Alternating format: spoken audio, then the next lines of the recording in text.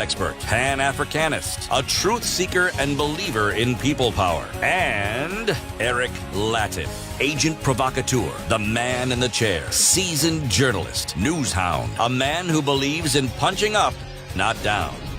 This is the Situation Room, the only way to start your day. Okay.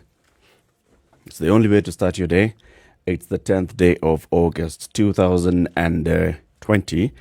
And Nduh Okoh is in the house. Good morning, Nduh. Good morning, Eric. How are you? I'm fine. Fantastic. How was your weekend? Fine, thank you. Right. Now that everything is in staccato. Good to see you, Nduh Okoh. Same here. We should sound excited, right? Right. Okay. How was your weekend? My weekend was wonderful. Oh, good. Lazy. Nothing done. City Muga, how are you? Very well, thank you. How was your weekend? Fine. Right. What did you do Not much. That's that you'd the whole like to point. share? Not much. I hardly did very much.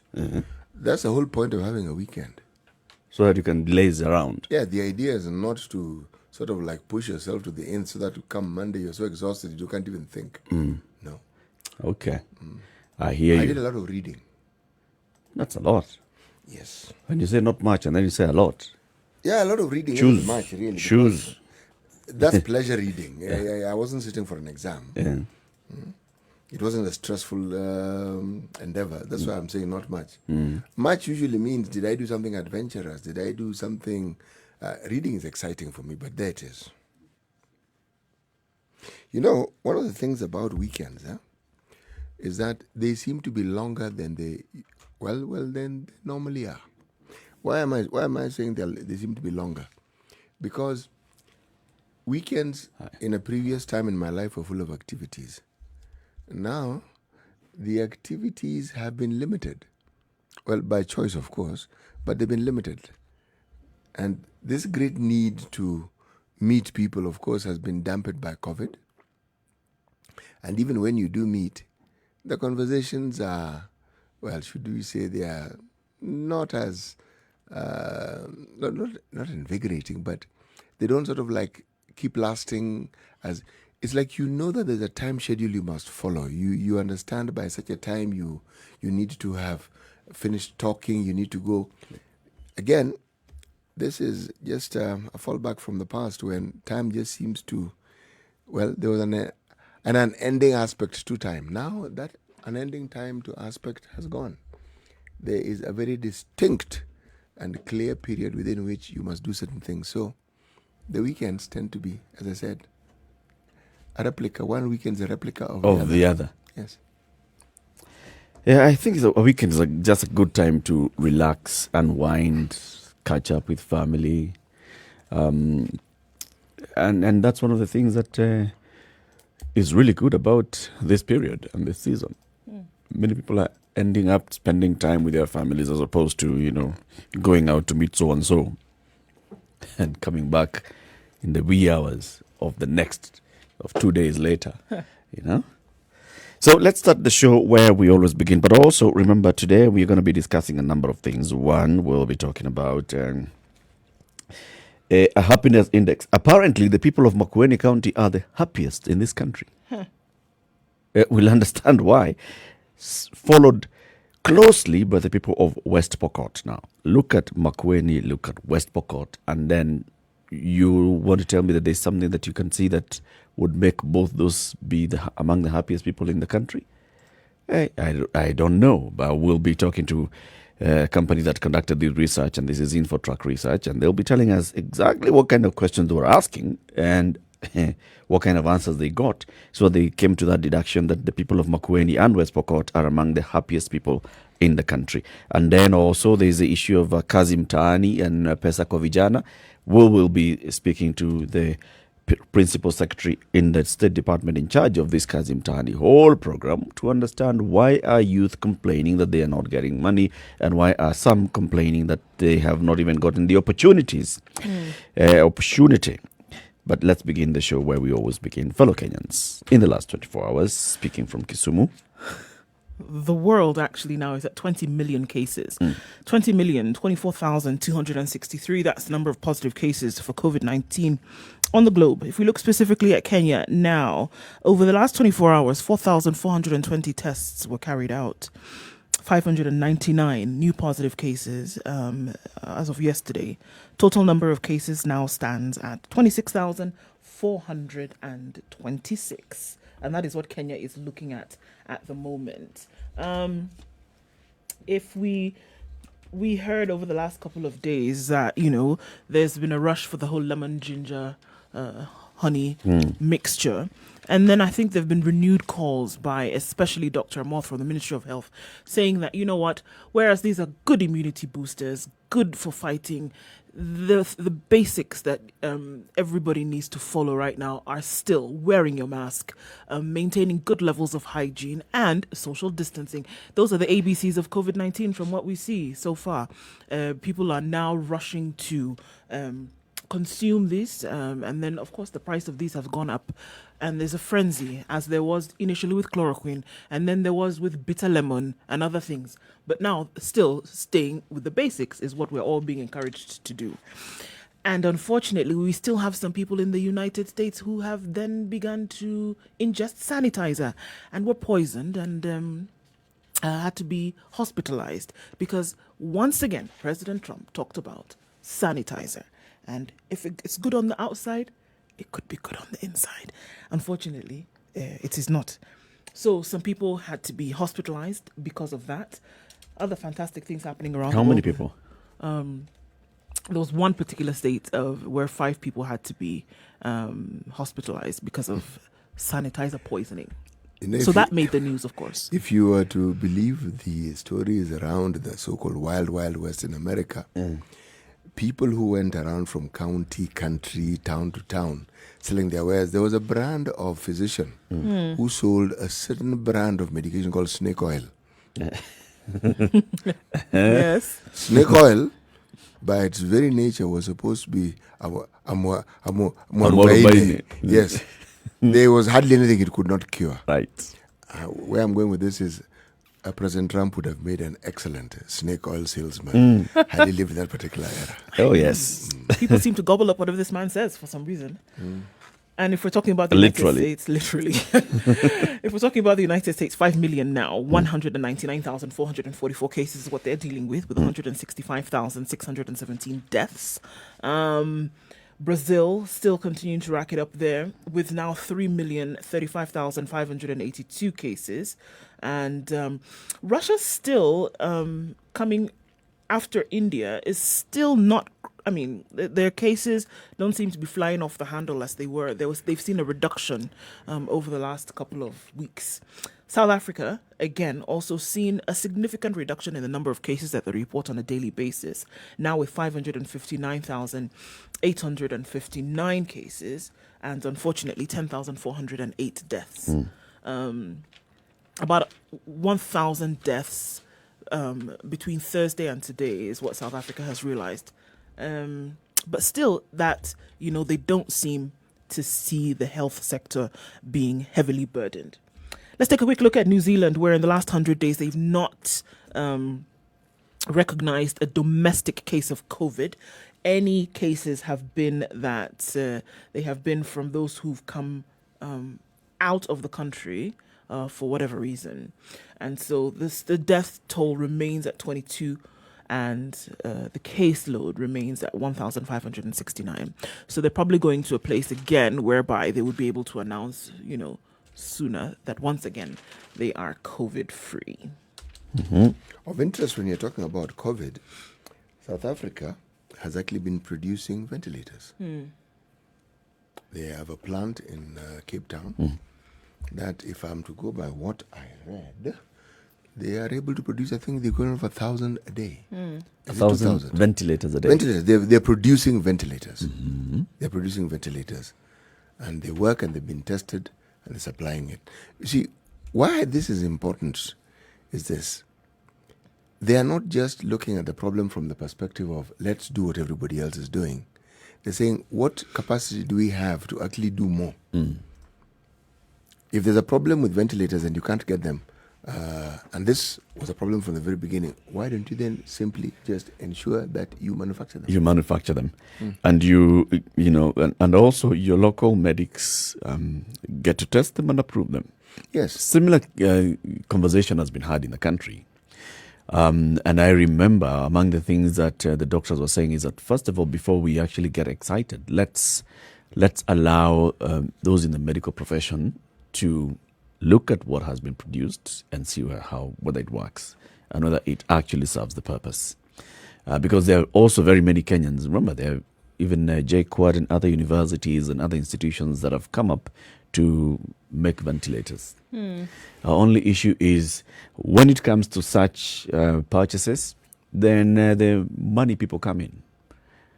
And if it's not them that are going to supply this, then it's never going to fly. That's our only problem.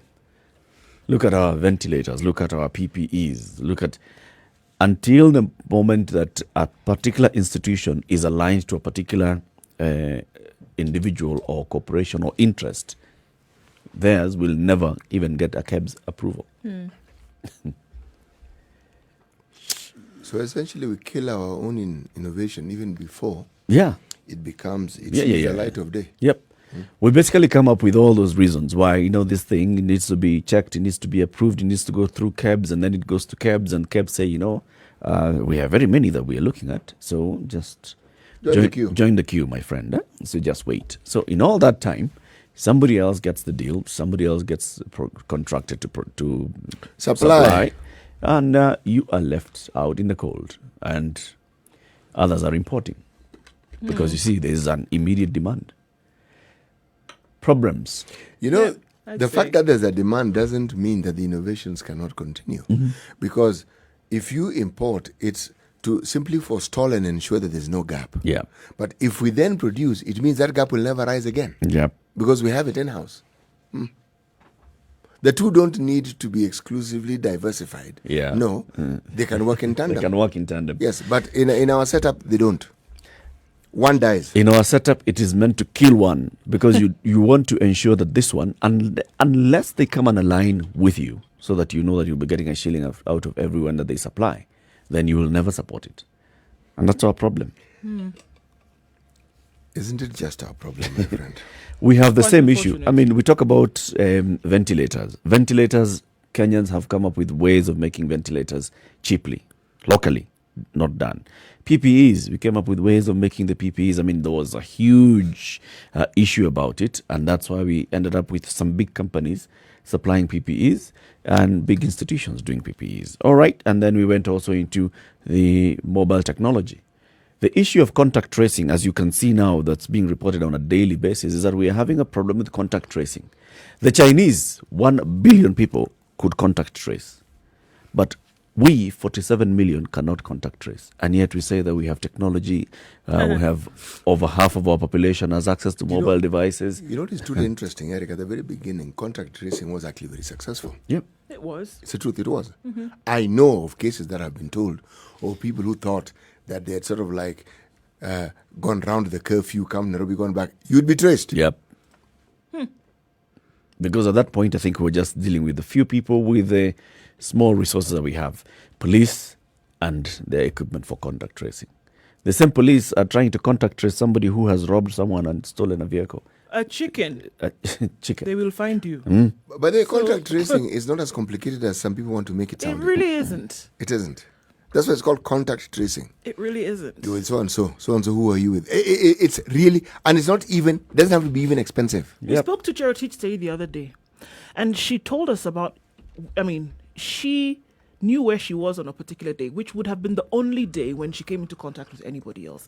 She, by virtue of the fact that she picked up her phone and called each and every individual that she was with, there's contact tracing by one individual who's able to say, I've gotten sick. Guys, right? Guys, be careful or be ready. Go get tested. This is one individual who's able to do it and speak to other people. So you can imagine then an agency which then has the machinery to be able to do this, and you have a wide network of people. How much more would you then be able to do? One individual can do it. Come on. It's not a matter of cannot. It's a matter of will not. Yeah, it's a will not. It's a will not. Apple and Google have, come up with something that can be used it's on on your mobile phone. phones. We just need to attach our own apps that will work with that. You know, Apple and Google are the ones, they're well known, better known, but other people have come up with similar apps. Yep. Tracing people is not difficult, in all honesty. It's something that's very, very much doable in this country. You just need to know. I mean, this is where you are and this is who you came into contact with. And those people are just alerted automatically. 16 minutes after 6, this is a Situation Room, Kenya's biggest conversation. Shortly, we'll be looking at the big headlines of the weekend and how the week is going to look like. Good morning.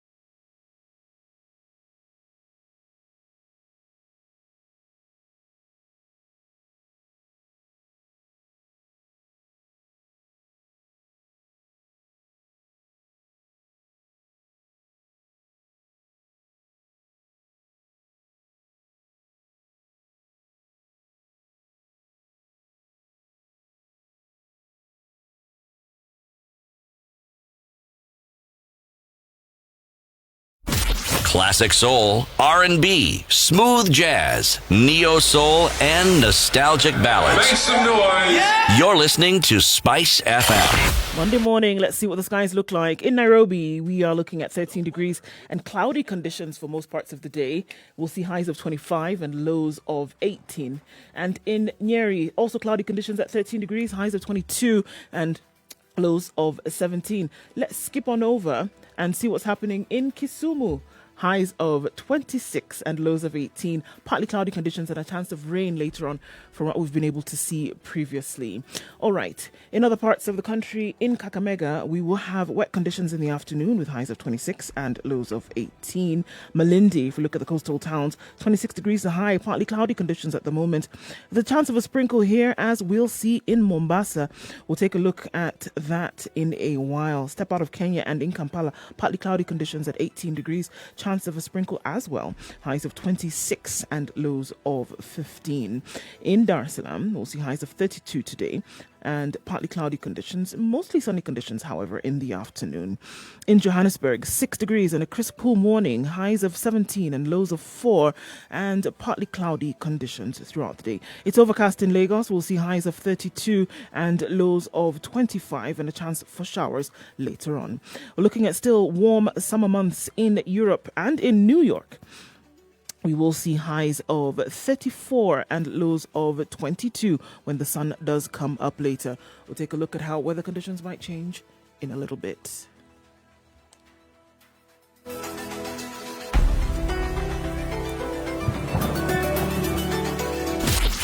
Pure golden sound and good talk. 94.4 Spice FM.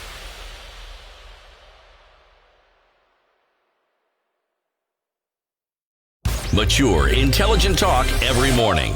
Spice up yourself. Live streaming on Spice FM KE, Facebook, YouTube and Twitter, as well as www.spicefm.co.ke as we begin a look at the big stories of the day. Let's start with the big proverb of the day. Well, let's start the big proverb of the day with an African proverb. A wise man never knows all. Only fools know everything. Let me repeat it. A wise man never knows all. Only fools know everything. Okay. Fools are wajua, so those ones are now wajuaji. So we are saying any mjuaji is a fool.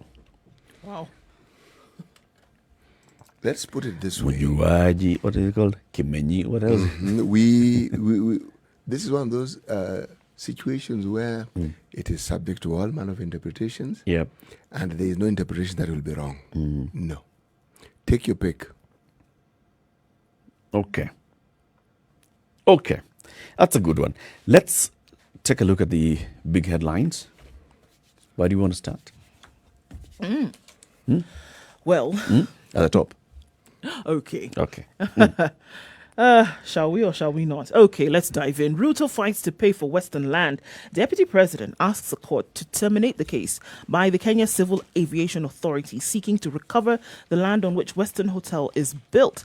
The National Land Commission ruled last year that the land is public and hotel owners should compensate the agency for the loss. All right, so if you look at the details of the story, according to Western Hotel lawyer Ahmed Nasir Abdullahi, it is the contention of the second respondent that the procedure and process are mandatory, and this honourable court is lawfully obliged to order the petitioner to finalise and or pursue the process and procedure to the end. So, Western is built on land, according to the agency, that is public, and there should be compensation made by the hotel owners back to the public.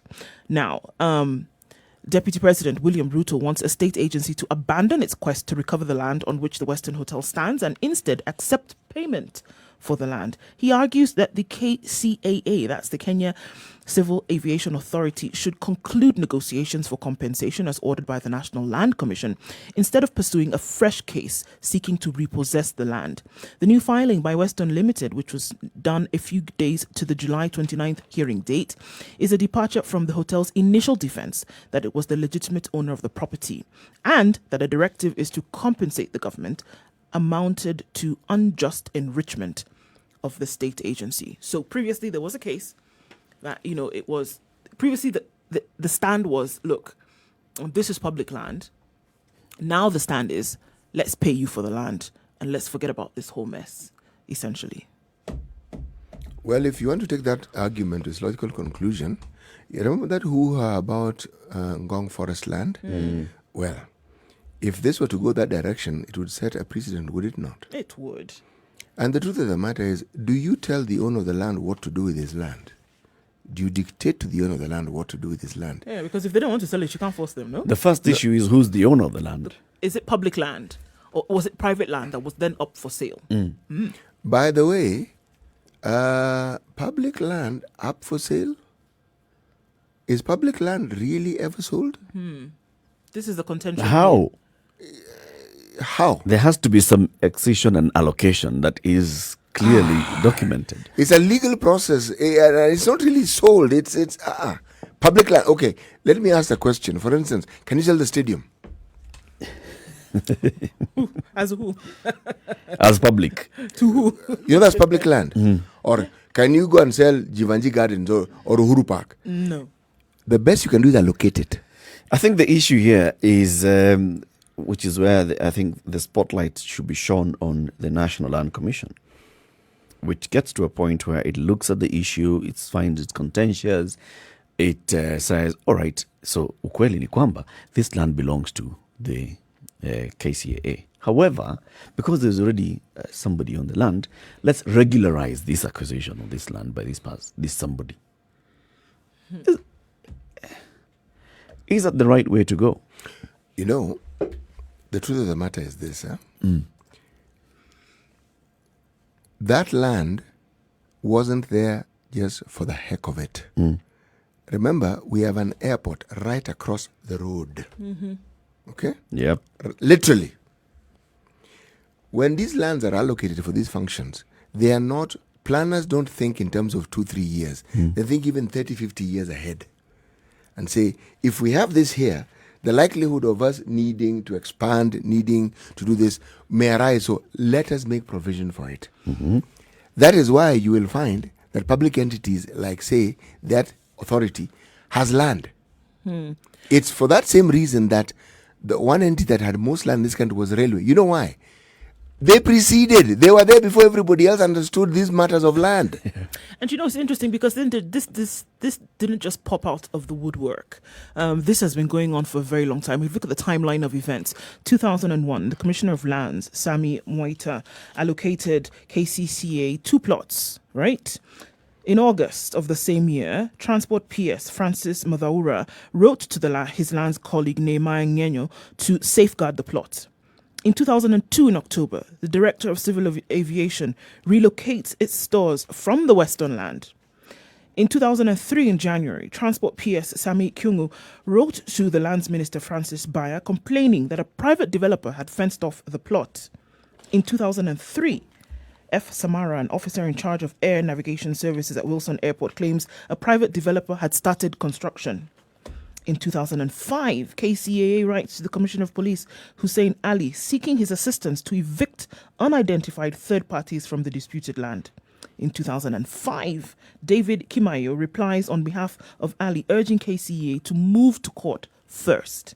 In 2008, KCAA again seeks to repossess the land. In 2009, KCAA Chief Ground Operations Officer Peter Munyao writes to the KAA Managing Director asking for comments about the proposed Western Hotel. And then in 2010, the KCEA writes again to the KACC seeking help to recover the Langata land. In 2018, a case is filed before the National Lands Commission seeking to recover the land. And in 2019, Western files its response. And in January of 2019, the Lands Commission finds the hotel is on public land. They find, since 2001, in 2019, they find that this hotel is on public land, but orders Western to pay in order to regularize the process. What is interesting is the period between 2001 and 2003. Mid 2001, the land is allocated to KCAA. This is mid 2001. All right. Before we even think about anything, the following year, October 2002, KCAA relocates its stores from this land. This is October. By January, a private developer has fenced off this land. Mid 2001, January 2003. Land has been allocated to KCAA and private developer has fenced off the piece of land. It tells you that from 2001, it was long game. Let me ask the question. Whose land was it before it was allocated to... you know why I'm asking? You know there's a prison somewhere there? There's also a school somewhere there. It was public land. Which means it was school land. For the Commissioner of Lands to be able to allocate the 2 plots, basically it's public land. And then he says, all right, because of this, and the other, we are going to allocate this to the KCAA. They can put up their equipment, their air navigation equipment, all their stores, or whatever they need to do with it. You know, this issue of public land was, and still is going to be a problem. You know why? For the longest time, schools and public institutions did not have title deeds in their name. It was just land, public land. So it was subject to the sort of allocation that you're talking about. And it was open to all manner of abuses, such as the ones that we have witnessed. Yes, but it's very, very clear. I think for me, the clear issue here is by the time Sami Mwaita was allocating these KCAA 2 plots, there was already a plan in place. You, KCAA, we're going to allocate this for you, and then you shall move, and that's it. And the rest shall follow. Yeah, the rest shall follow. So that by the time that Francis Mudaura is writing to this lands colleague and says, all right, so this one has been allocated to us, please safeguard it for us. In October of 2002, the Directorate of Civil Aviation relocates its stores from this particular land. Basically, they were there. From Kitambo, it shows that DCA was already in this particular piece of land, but it was not in their name. It was just public land. It was, yes. same as other government. Same as others. So they just wanted it to be officially this belongs to. It, prior to that, even 2003, in an earlier time, this is something that was very common. I remember I lived in Mombasa prior to that in the 1900s, and there were two schools that almost one lost their land. One was Loreto Convent Primary School. It lost land. Someone in Kizingo, again allocated school land, playground, and there's a school already there. It was school ground. It was school ground, fenced off. Yep. Somebody just came and hived it off. Yep. Then there was Tower of the Sea. This one I knew because I taught there. They had a playground which was opposite the Aga Khan Hospital. Somebody decided to take it. Now, again, there was a very forward-looking headmistress. She passed away sometimes earlier this year, lady by the name of Mrs. Osuna. The children decided to demonstrate. And that particular location came to an abrupt end. Now, if somebody can decide to allocate for themselves school playing grounds. Yep. What about some empty fields? What is an empty field? I mean, This nobody's issue of really doing anything school, on empty it. school ground. Oh, that's there's nothing like empty school ground. that's a case in Ruaraka. Yes, precisely. The entire fiasco about the Ruaraka land is because there's a school. This school has been here for long. And then a gentleman comes and says, but guys, I have the title deed for this. I have owned this piece of land forever. And there's a back and forth. And it's land in this country is a big issue. Like when we spoke to the PS for crop production, Professor Boga, remember he was saying land is a spiritual issue in Kenya. He put it really well. Because it actually is, if you think about it, the way we treat land and the way we look at land. Yeah. It's a spiritual issue. It's a big one. 28 minutes to 7 o'clock. This is a Situation Room, Kenya's biggest conversation. Let's take a look at what's happening on the roads and then we continue looking at other big stories of the day.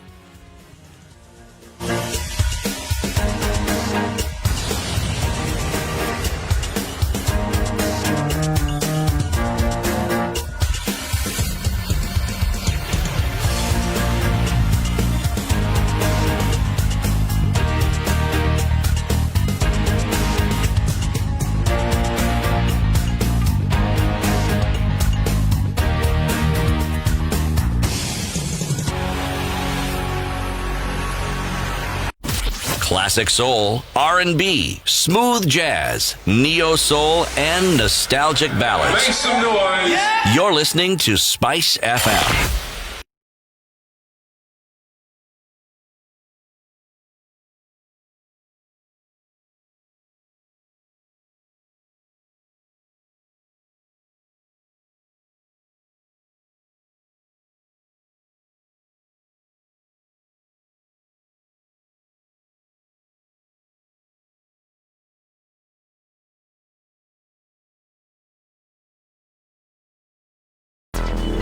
Traffic.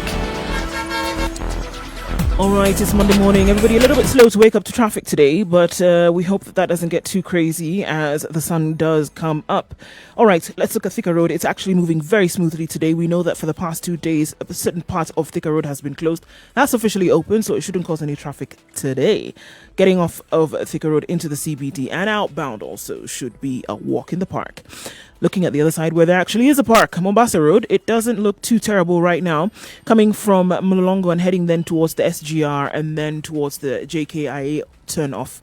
A little bit of traffic here and there, but it shouldn't be too crazy. We'll take a look at that in a short while. Getting into the CBD, coming off Langata Road, coming off Ngong Road, Bagathi Way, coming off of Uhuru Highway, from Mombasa Road and all the way to Westlands. Moving very well at this point. Let's take a look at what it looks like in about half an hour and see how we can keep things moving this Monday morning. You get stuck somewhere or you have an alternate route that folks can use, let us know. Spice FM KE on Twitter.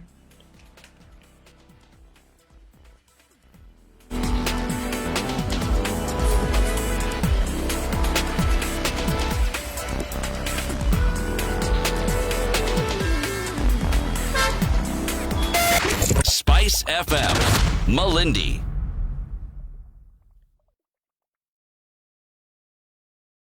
Mature, intelligent talk every morning. Spice up yourself.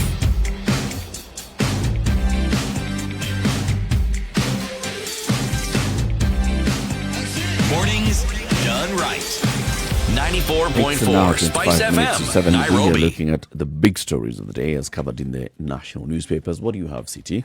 There's something interesting here. State House tops talks on revenue. Right. It's one of these stories that you read and you wonder, okay.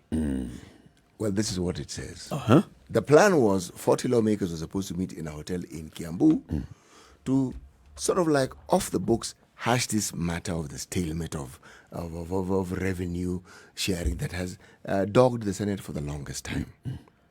Now, to spice up the story, there was roast goat meat and the accompaniments. Kukuwa na shoma. There's gotta be Yes, and people were geared to attend. And then, the convener, Majority Whip, a gentleman by the name of Irungu Kangata, unfortunately had to bring this anticipated meeting to a grinding halt because, according to the papers, and I'm reading this from The Nation, a powerful government official called Mr. Irungu Kangata and scuttled the meeting, leaving him clutching at straws.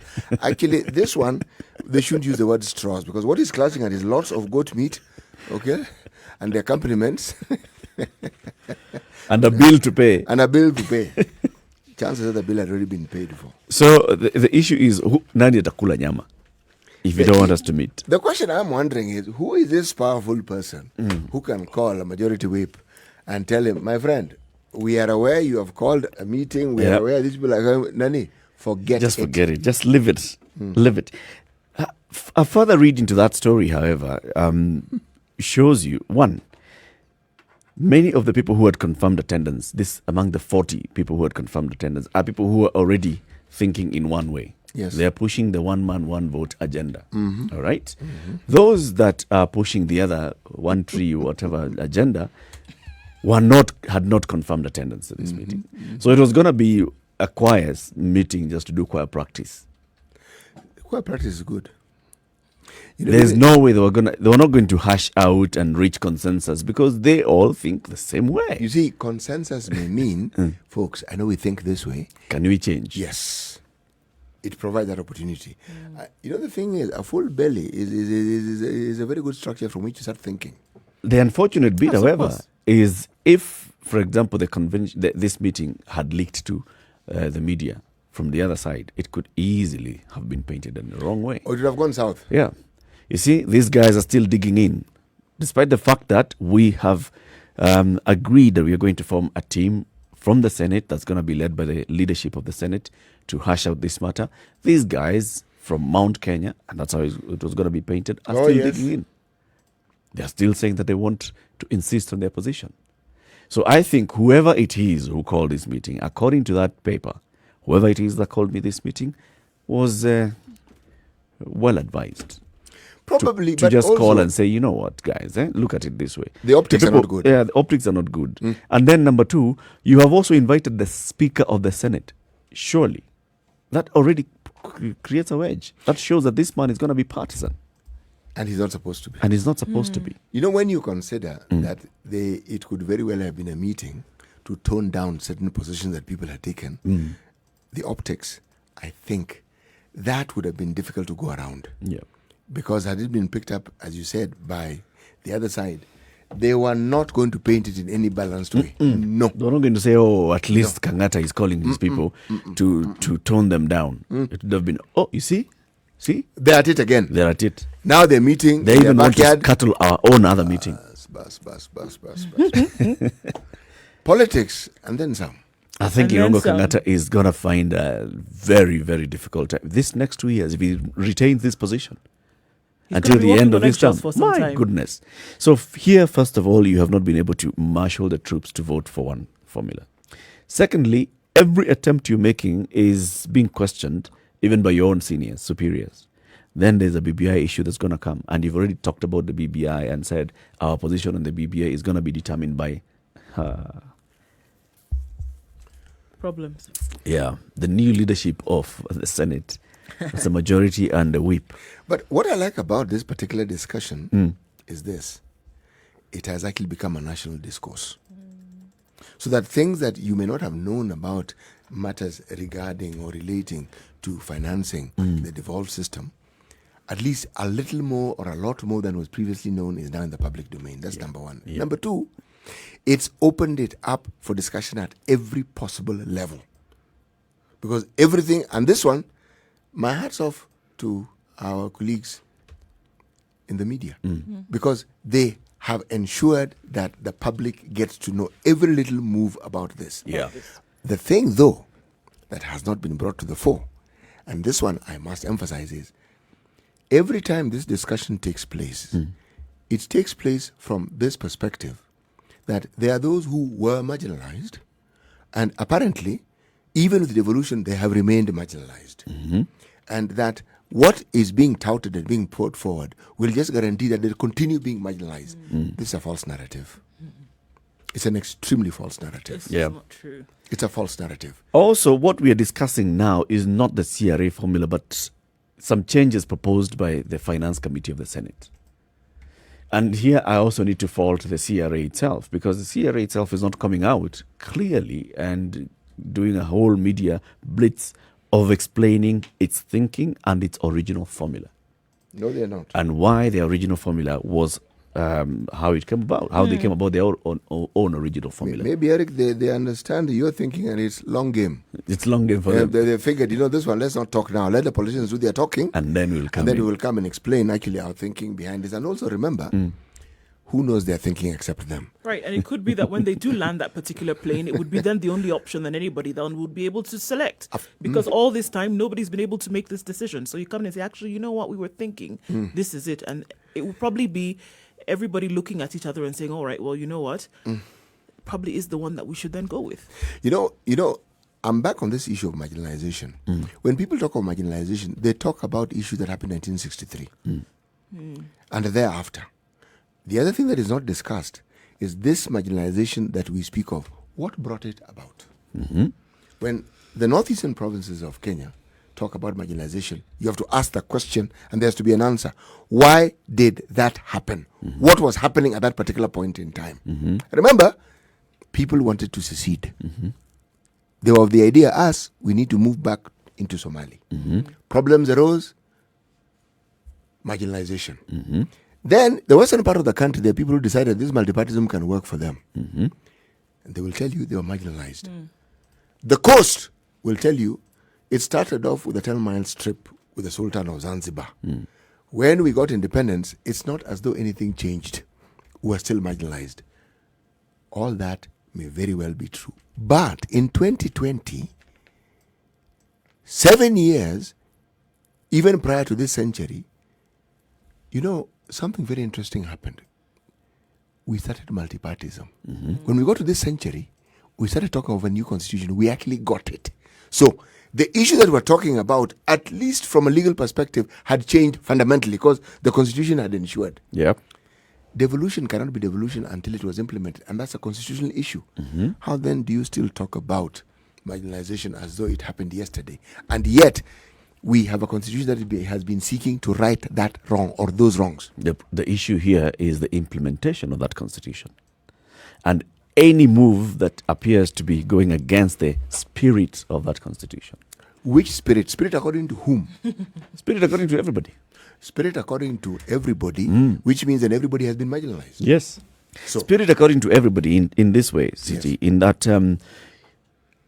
the constitution, and in understanding the fact that there was an imbalance in development, there was an imbalance in terms of focus by the national government, by government, there needed to be some righting of those wrongs, right?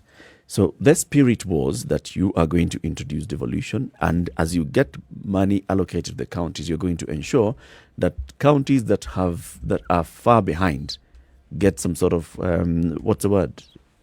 That the balancing. It is called affirmative action. Affirmative action, right? So they get affirmative action, and that is the spirit of the constitution and devolution.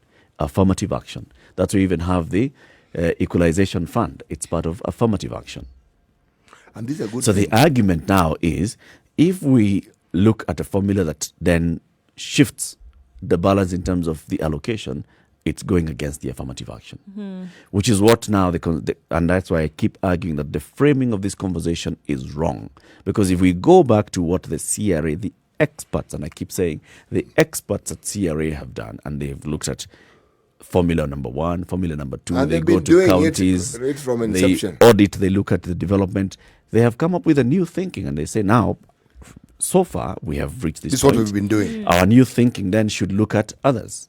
We should now particularly say that funding shall follow functions. Let's focus on this Yes. other. Yes. If funding follows functions, then even the marginalized will still continue getting sufficient money for their functions. But once that thing starts getting tinkered with, and the politicians come up with the issue of one man, one vote, whatever, Marginalization. it comes in, 101. back in. Yes. 1963. Absolutely. comes back, Reliving of the past once No, again. no, not just reliving it, staying there. staying there, keeping us right there and not wanting to move, which is why I fault again the CRA for keeping quiet for so long. Sitting back and expecting that, you know what, we've done our job. We are a constitutional commission. We don't play in politics. You come up with a formula like this and you do not go ahead and explain yourself. You don't go ahead and bring in everybody around the round table and tell them this is our thinking and this is how it's going to benefit all of us. It is bound to be taken over by politicians. Then there's the other issue of another headline in the today's Nation, which I want to argue against as well. This is right there on the front page. 13 minutes to 7 o'clock. It's a situation room. It's Kenya's biggest conversation. Let's take a quick break and then we come back into this conversation. Good morning.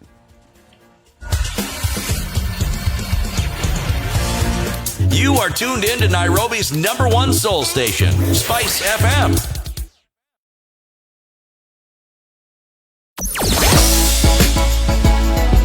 Sugar and spice and everything nice. Spice FM. Spice up your life. Mature, intelligent talk every morning. Spice up yourself.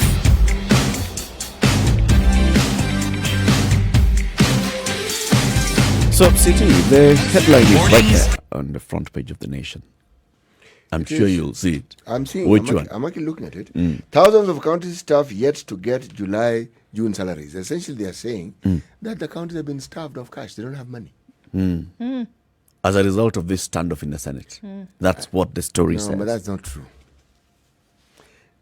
Are we saying, therefore, that last week when we were told that the Treasury actually released funds, that was merely a report and money was not released for this very same purpose? Well, I mean, according to them, they say that the stalemate has stalled the passage of the county allocation of revenue bill, which, unless passed and signed into law by the president, the devolved units cannot get money. Not true. Not true at all. I mean, at all.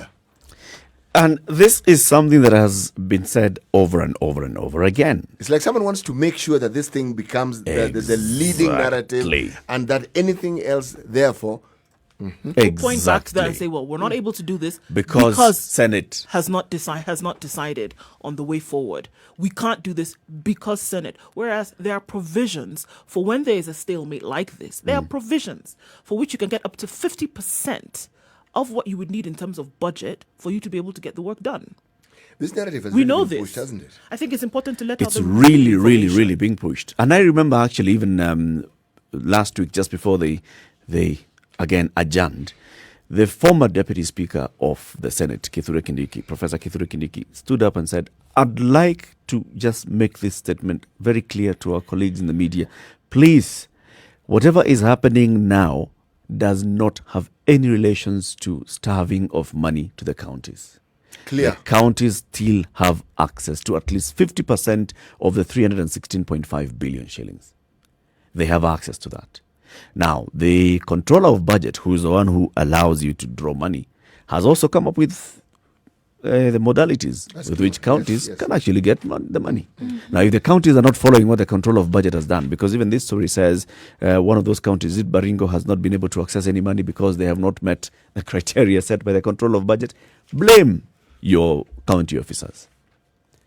When you say that a county has not been able to pay the June and July salary, And yet the money is available. it is there. It is available. You can access this money. So this conversation should be had between the National Treasury and the County counties. governments. victims. That's very true. This one doesn't go to the Senate. No, it doesn't. It has actually, we can very well say that this cash crunch that they're talking about has absolutely nothing to do with the deliberations that are going on in Senate. Absolutely nothing. Okay, so you'd think you didn't have to say it, but look, Americans drank bleach and then they went on to ingest sanitizer. You think that you wouldn't have to say it, but CS Mutahi Kagwe is warning that doctors should not cook tests. Medics are giving negative results to those who die of COVID-19 to afford them normal burials, according to the CS. The government has warned that unscrupulous doctors in private practice who are said to be colluding with families to hide test results for COVID-19 victims to clear them for burial without observing health restrictions. The shocking revelations, according to Health Cabinet Secretary Mr. Mutahi Kagwe, has come into the medical fraternity itself, where other doctors have exposed their colleagues engaging in the obvious malpractice. It has emerged that some families convinced doctors to issue COVID-19 negative certificates for their kin who die of the disease. This way, they're able to accord their loved ones the usual burial rites. This, according to the CS, is to evade the stigmatization that accompanies COVID-19 burials, terming it unethical and an act that will carry deadly consequences. The CS said doctors engaging in these practices were exposing other people to COVID-19. So, your kin dies, and because you do not want the stigmatization of people coming in hazmat suits for the burial and all that, you basically ask a doctor, just give us a negative. You ask the doctor to doctor the results. Yeah. Why are you people simplifying it? You don't just ask. You speak to the doctor. You persuade. You see the doctor. Thank you. There You you go. see him. Or her. Or her. Yep. This thing is about talking. It's about talking. Hii mambo ni kuongea. Hii mambo ni kusikizana. Kusikizana. But, you know, this is rather... I know, right? Isn't it? Like I said, you would think that you wouldn't have to say something like this, but voila, here we are talking about it. And by the time that it has come, But think about it, Nduh. at the podium, Think about it. it's not one or two cases, right? Think about it. Might be a Nduh. number. Think about it, right? So a member of your family dies, and, well, they died for whatever other reason, right? And then they test post-mortem positive for COVID-19. And then now you know what that means. That means that you have to bring in the people from the health ministry to come and conduct the burial. You have to do it within 48 hours. You have to do all those things. It shifts your thinking completely. So if you're able to speak to a doctor and say that we as a family know that this is what has happened, so we are going to take care and just ensure that we are able to plan properly to accord our loved one a decent burial within good timelines. Would you take that option? It sounds great, even as you've lowered the decibels of your voice Yeah, to explain it's this. it's a That's sad all right. affair. I mean, people have- However, there's always a however. That you can't be sure. Look, even with the hazmat fellows there, you can't be sure that all safety precautions are being taken. And I think that's where the sounding alarms are coming from. You know, one of the ways in which you fight stigma is simply making this matter normal. The Normal. normalcy is someone dies of COVID, this is how they are buried. Make it normal. But the moment you allow for this secondary issue to come in, you are not reducing stigma, you're increasing it. Because these actions are brought about by stigma. We don't want to be stigmatized.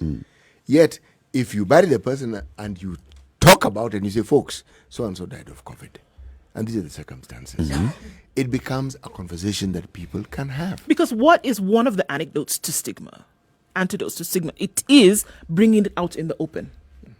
That's one thing that reduces. Let it see the light of day, and then you remove the stigma. Because guess what? It's unfortunate. Who are you passing this burden on to? No, hold on. You would think that this conversation would have been had in some kind of privacy, but clearly it was not, because somebody did it and said, "Hey, Eric, I had to sort out my clients the other day," and then Eric goes and says it to somebody else and says it to somebody else. Doesn't it just make it worse? This is the thing. You thought that you were doing this thing in the cover of whatever darkness, right? It comes out eventually. But remember, there is the question. If you have a dead body Is it infectious? Yes, it is. Who says? Well, according to science, this is the reason why the burials were carried out in the way in which they were carried out. That Because was- the body, though dead, that was still not- is playing host to the virus. Yeah. Still plays host. It's for- still for- breathing. They're still droplets. Essentially, yeah, still playing host to the virus, and this is one of the things that this is the reason why. Do you know I'm right? Okay, so how is that body transmitting the virus? I don't know that. If you had COVID-19 and you just sat there and you're quiet, right? And everybody else is around you. You're not wrong. I know I'm not wrong. No, I'm not wrong. No, sister, don't be too happy. You are not wrong insofar that was the information that we had previously. Remember, with COVID, like with every new disease, new things keep coming up. Information that we currently have, dead bodies are not really infectious. That has changed now. It has changed, yes. But So if you people are touch- still being because you tested still need to- people are still being tested posthumously, and they found to be COVID positive. Let me ask you, does COVID reside in live tissues or does it just reside In tissue. anywhere? It resides. It Resides resides on anywhere surfaces. because It surfaces, resides on surfaces, for Yes, example. exactly. Yes, it does. However, but you have to touch that surface. Yep. Same with the dead body, you have to touch it. Yep. This is the thing. Yes. And but so now they're saying the people who touch it should actually Be be protected. protected. Not just anybody can come and touch it, which is the reason why they said remember- somebody then who dies from COVID then should be buried in a manner where by anybody who's handling the body should be protected. Still remains. you know what the problem, I think, if you ask me, with COVID and the spread? Remember when summer beckoned in Europe? You saw the crowding in the beaches. Yep.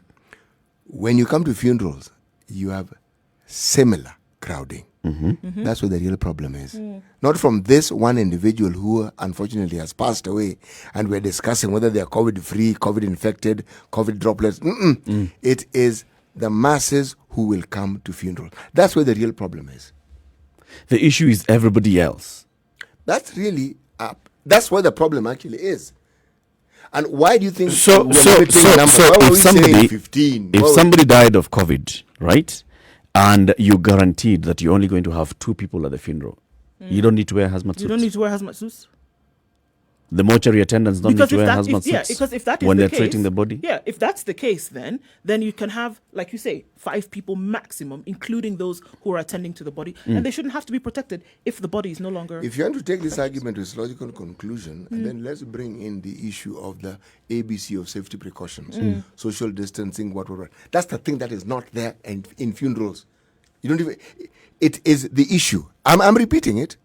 It's not as though the other precautions should not be taken, but the real issue, what now becomes a public health issue and concern, is what we know is the practice. at Because people will funerals. offer each other a shoulder to cry on, because course. people will be crying at the Of funeral. course, yes. But if you were to ensure, for example, that the funeral is being conducted in other ways, the person is taken and the person is laid there, and all of you are sitting far apart, and then there is cremation that happens.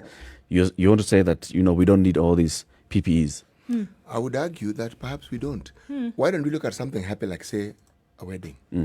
Okay? Numbers have been limited. Church services, they've been limited. If you have maintained the social distance, do you need to cover wear- a face mask? You see, again, I'm raising this issue because as with other things, this matter of COVID, we must continue discussing it because new things keep coming up. Keeps and changing, eh? Yes. And unfortunately, it also adds out to the confusion. It does. Mara today, Unfortunately, Mara it today does. is you carry, Mara wear One PPE, thing Mara today, tomorrow one don't thing wear tomorrow. PPE, Mara the body is infecting, Mara it's not infecting. Hey, Remember, and you're telling the entire public. Yesterday we thought, today we don't. when we talk of viruses, what often happens in the minds of most of us, you carry all the information you know about viruses, HIV, Ebola, everything that you know comes into play. Yeah. So you don't distinguish.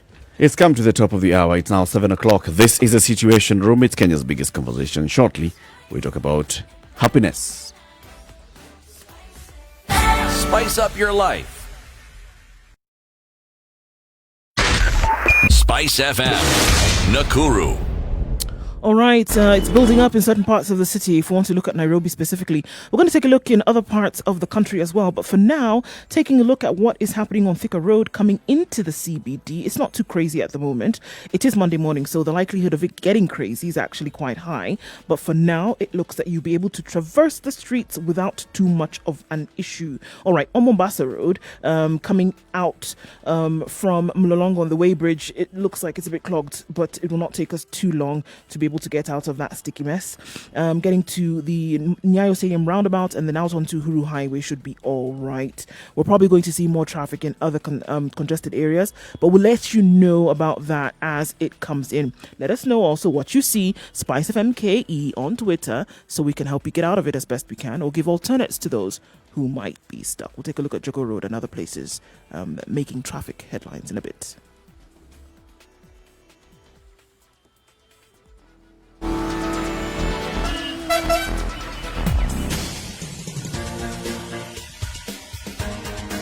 This is The Situation Room, the home of hard-hitting political commentary and penetrating insights about the state of the nation. This is a talk radio experience like no other. The Situation Room, a place for hard truths, debates, and elevated conversations. The Situation Room, witty, political, engaging, deep, controversial. In the room, we have C.T. Muga, researcher, academic, seasoned political observer, a fountain of wisdom in these politically uncertain times. Nduh Okoh, Nigerian by birth, Kenyan by choice, communications expert, Pan-Africanist, a truth seeker and believer in people power, and Eric Latiff, agent provocateur, the man in the chair, seasoned journalist, news hound, a man who believes in punching up, not down.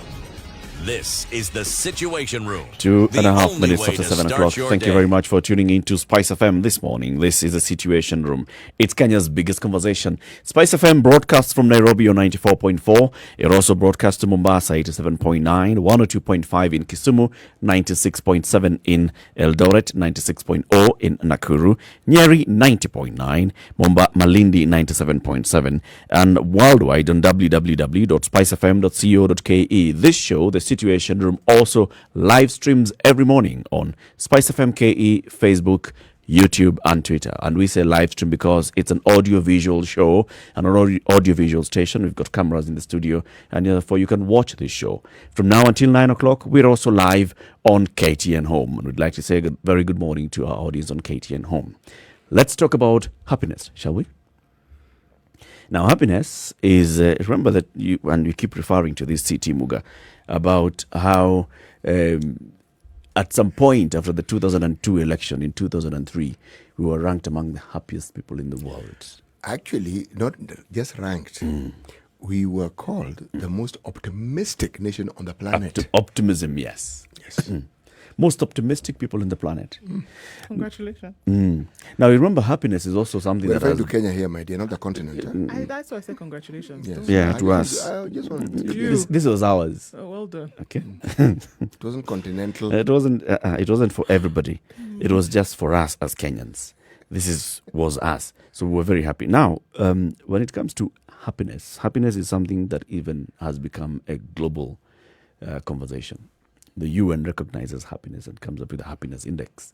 Remember, we've talked about this many times before. Even countries like the UK have a ministry that's in charge of happiness. So when it comes to Kenya, are we happy or are we not happy? And at what level of happiness are we? You ask me about it as a Kenyan.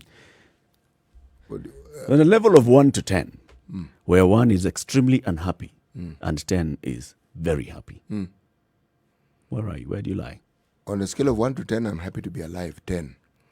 Happy to be alive, 10. 10. On a scale of 1 to 10, am I happy being a Kenyan? 3. Wow. Kujivunia kuwa Mkenya, 3. No, navumilia.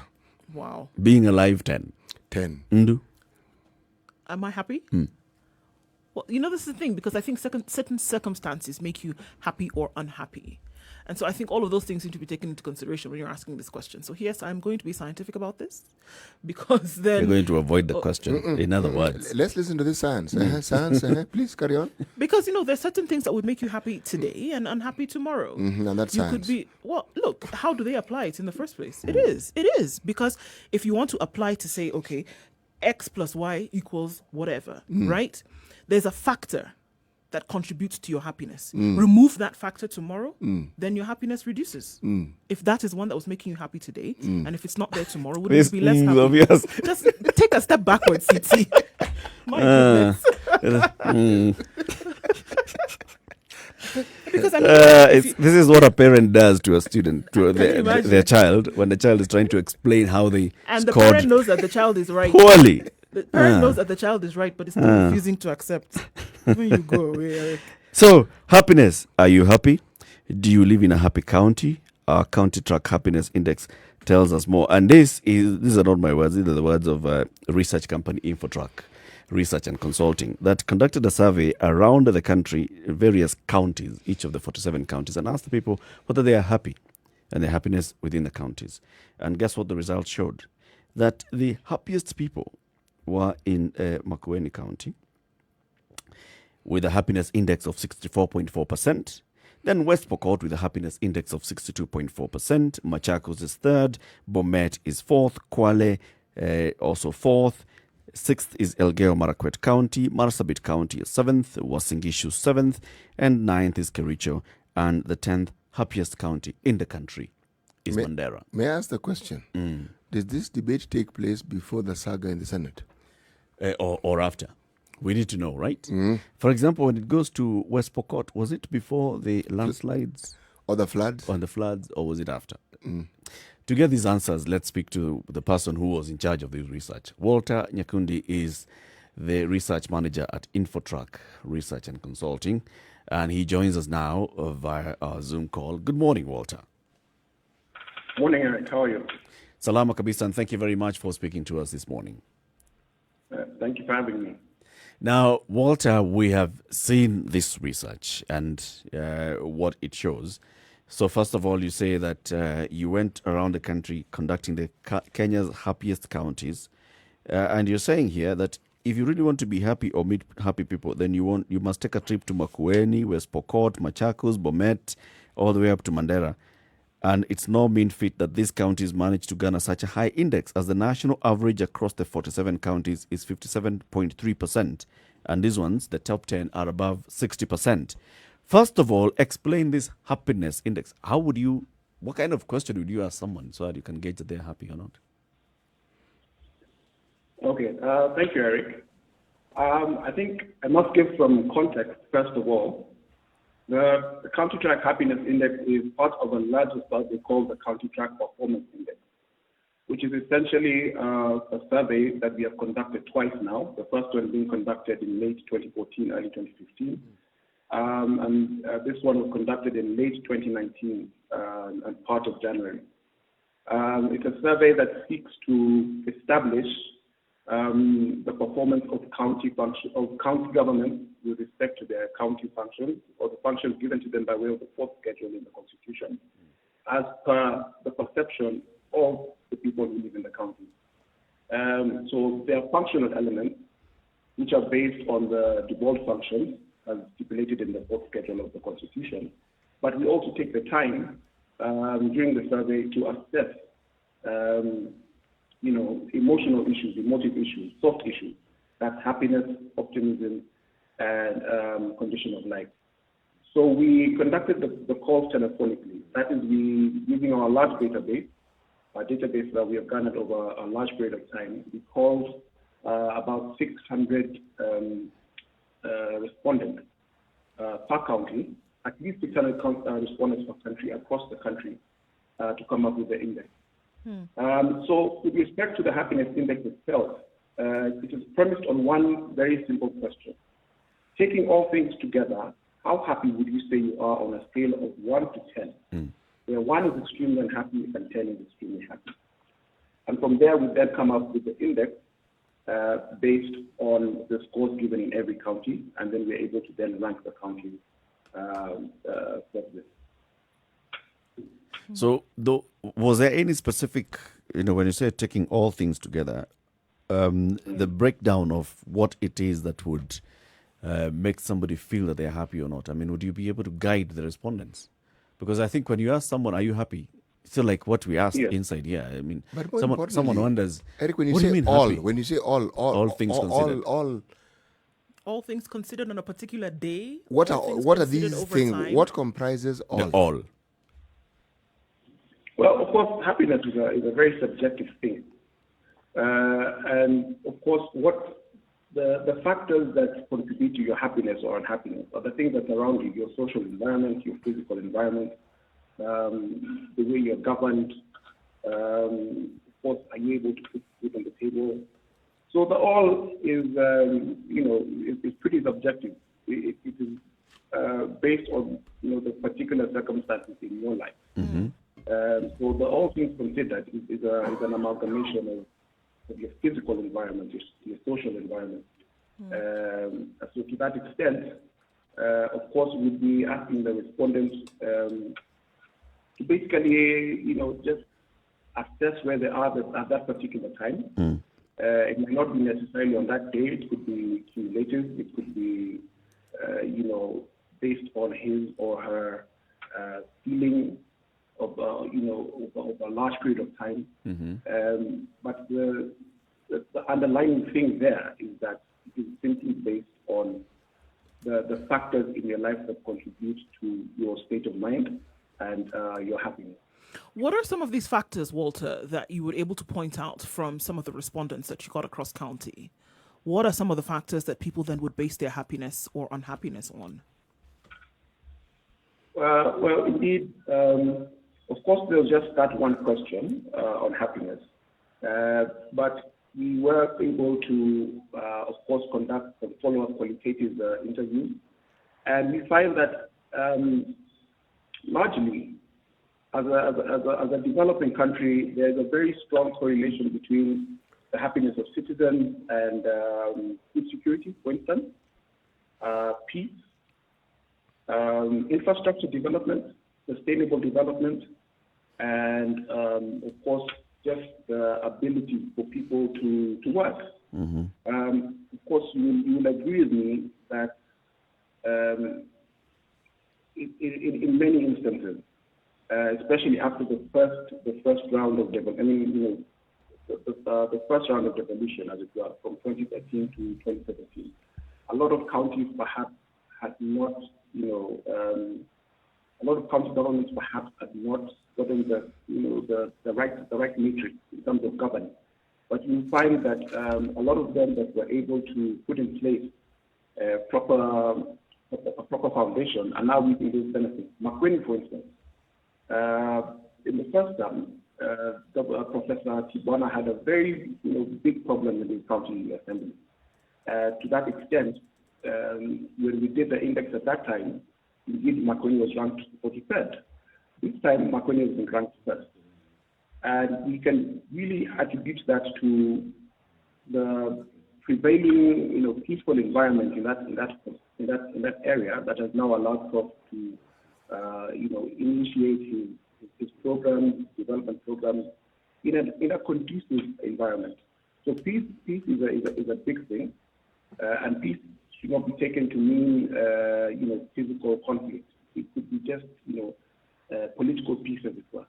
So peace, good security, and critically the aspects of good public participation and good governance. Those are also things that contribute largely to happiness for our citizens.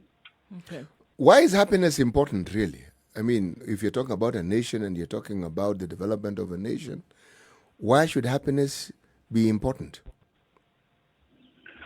Well, Eric, of course, you know that. No. This is CT. This is CT Muga, not Eric. Oh, sorry, Dr. Apologies. But you can call me Eric if it makes you happy. It makes you happy, right? Okay. Sorry, Dr. Well, peace is important. Well, you realize that around the world now, many nations have adopted, are moving away from, just having GDP as a metric. of assessing citizens' well-being, and many of them are adopting, the happiness index. Because what, and I think Eric mentioned it, in places like the UK, once you're giving people everything they need, once they have all the roads, once they have the National Health Service, why is it? I mean, it got to a point where the UK asked themselves, why are people still unhappy? We've given them all these things, yet they're still unhappy. So it behooves any government, any state, to tackle social issues such as happiness and optimism, and then marry that with development, so that you have holistically that you have citizens who are happy, both in terms of the fact that they're able to access government services, in terms of the functional element, but also that they are in the right state of mind, that they are happy and they are healthy. And as you know, in our country, the issue of mental health, for instance, as one that has been for a long time regarded as taboo. It is only now that we're beginning to have a very frank and honest discussion about mental health, as we should be. And so, based on the fact that we are now talking about mental health, it then follows that we should be, be able to come to a place where we are sure that our citizens are happy. I'm interested to know how exactly this questionnaire would look like, because when it comes to a questionnaire of this nature, we receive very many of these. After every service, you receive a questionnaire asking you, how satisfied were you with our service? And, sometimes you just keep wondering, so what am I going to do? Am I going to put a 10? Am I going to put a 7, a 5? What's the difference between a 5 and an 8? So what would a questionnaire like this, what was the question, and how were you helping the person in their decision-making process? Okay. As I mentioned, the question on happiness was one question. It was taking all things together. How happy would you say you are on a scale of 1 to 10? The 1 is extremely unhappy and 10 is extremely happy. Now, the 1 to 10 is based on what we call a Likert scale. And then we have, so it's basically a scale rating, and it's analyzed by getting combined frequencies. So that 1 to 10 simply means that 1 and 2 is, between 1 and 4 is unhappy, 5 and 6 was deemed to be average, and 7 to 10 was deemed to be, very happy or extremely happy. Okay? So that is how the Likert scale, works. In terms of, prompting the respondent, we didn't prompt, because, we need the respondent to be as honest as possible. Okay. And the respondent should not be in any way, put in a place where they feel they have to answer in a particular way. So what was the wording of what was the wording of the subsequent questions, so that you'd be able to tell that this person is happy directly because of the management of their county, or they're just happy just because they woke up on the right side of the bed today?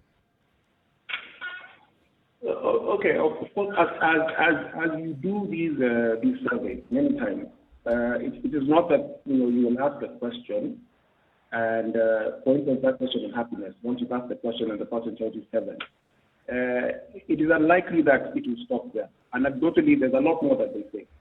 If we're able to share with you, for instance, the recording, that we have, because it is imperative that for quality control purposes, that we record some of the calls sometimes. You realize that Kenyans, as you survey them, there are people who are willing to talk a lot. So there's a lot that they say that you are then able to glean, qualitatively from their anecdotal sentiment. So from there, you do get a sense or a picture or a holistic picture of the things that are, that are concerned to them, and of course of the things that make them happy in this instance. I'm also trying to think that, once we look at, things from the outside, that you would assume that there's certain things would make someone happy. West Pokot, for example, came second in this study that you did. And if looking from the outside of it, so many things happened in West Pokot. My goodness, from October, there was a landslide, split the county in two, and then they were visited by locusts, and then the floods came, and then so many other things happened after that. We thought COVID wouldn't get to West Pokot, but then it did. So then you would assume, for example, that the folks in West Pokot are actually really burdened, mentally and otherwise. So what would be the factors then that would point that they're actually quite satisfied, or that they're happy? I mean, with 60+% of the respondents in West Pokot, I mean, above average when it came to happy. Okay, I reiterate. I must remind you that the survey was conducted late last year. Mm-hmm. I think the landslides were around November, so it's possible that by the time we had surveyed West Pokot, it's possible the landslide has not occurred. That, nonetheless, the county government of West Pokot, both the current one and the preceding one, have done a lot of work. Have put in a lot of work, especially in terms of peace efforts, especially with their neighbors, Baringo and Turkana. Mm-hmm. And what this has done essentially has created a conducive environment in which development can take place. Of course, we know that there are things like cattle rustling that have, historical and cultural, antecedents. But what the county government there, what the county government there has been able to do is ensure that these young men, because they are mostly young men who are involved in these practices, are, given other things to do. They are, gainful employment, business opportunities, so that they're able to move away from, indulging in things like cattle rustling. And of course, just the simple act of devolving services to places that were hitherto, for lack of a better word, marginalized, has really brought a lot of counties into the mainstream of development. So to that extent, places like West Pokot that are now, developing good services, that now have infrastructure, that are now able to come up with very competitive tourism products. It goes without saying that people in these counties will be happy. And I hasten to add that West Pokot has a very, very efficient, very good adult education program, which of course is improving education outcomes in that particular part of our country. And to that extent, it is not a stretch to say that these are the things that are also contributing to happiness. There are things that you've said, the top drivers for happiness, according to these happy counties, are peace, education, quality and affordable healthcare, food security, infrastructure, equitable development, and good governance. Does this mean that the people who responded to this poll in these counties were ticking all these boxes, whereas the others in the other counties were not? Or how would you be able to glean this kind of information that, for example, peace would be such a big issue for the people of Makueni? You've said Makueni, maybe peace is because of the previous government vis-a-vis this government. West Pokot, maybe the issue of cattle rustling. Machakos, peace. Where does peace come in? Bomet, peace. Elgeyo Marakwet. And then there's the issue as well of education, quality and affordable healthcare, food security. How were you able to glean these as the main drivers for happiness? Well, of course, this was a quantitative survey, but usually what we do in this instance is that once we have this was a quantitative survey, meaning that it is essentially a survey that is based on numbers. But usually what we do, that once we have this quantitative information, we conduct follow-up in terms of qualitative interviews. So we then, speak to respondents across the country, whether it's in a focus group setting or through key format interviews, just to get this qualitative information so that we're able to qualify and contextualize the quantitative information. So, Eric, as we did that, all these issues came up. Particularly, certainly in Makueni and Machakos, that previously in days past that had problems with food, for instance. The governors there have worked very hard to ensure that through innovation innovative agricultural processes and irrigation, that these counties are now self-sufficient in terms of food. Peace, as I mentioned, is a big deal in places like, West Okoh, in places like Mandera, places like Marsabit. Those peace initiatives in and around those counties, and of course for the northern frontier countries that neighbor countries like Ethiopia and Somalia, those peace efforts have borne fruit. People are now able to conduct business in environments that still have problems every now and then, but are largely safe. And of course, for places like Bomet, Wasingishu, Kericho, these are high agricultural, high yielding places in terms of their agricultural productivity. You cannot understate the contribution of food security to happiness. And of course, just generally across the board, infrastructure, places that are now opening up, you have roads and bridges. All these things have contributed to happiness in different counties. We're talking about the happiest counties in the country, according to a study that was a report that was released by Infotrack. And we're speaking with Walter Nyabundi. He's a research manager for Infotrack Research and Consulting, explaining to us how they conducted this survey and the kind of responses that they received, and how they were able to tell that, for example, Makueni County is the happiest county in the country, followed by West Pokot, then Machakos, Bomet, Kwale, Elgeyo Marakwet, Marsabit, Wasingishu, Kericho, Mandera, the top 10 happiest counties in the country.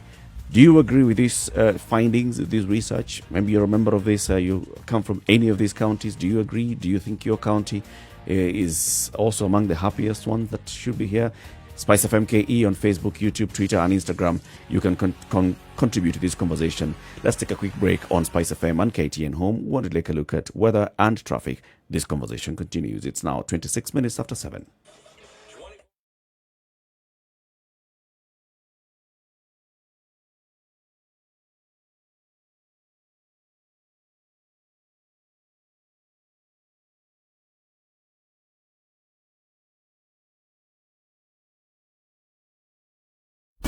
Classic soul, R&B, smooth jazz, neo soul, and nostalgic ballads. Make some noise. Yeah. You're listening to Spice FM.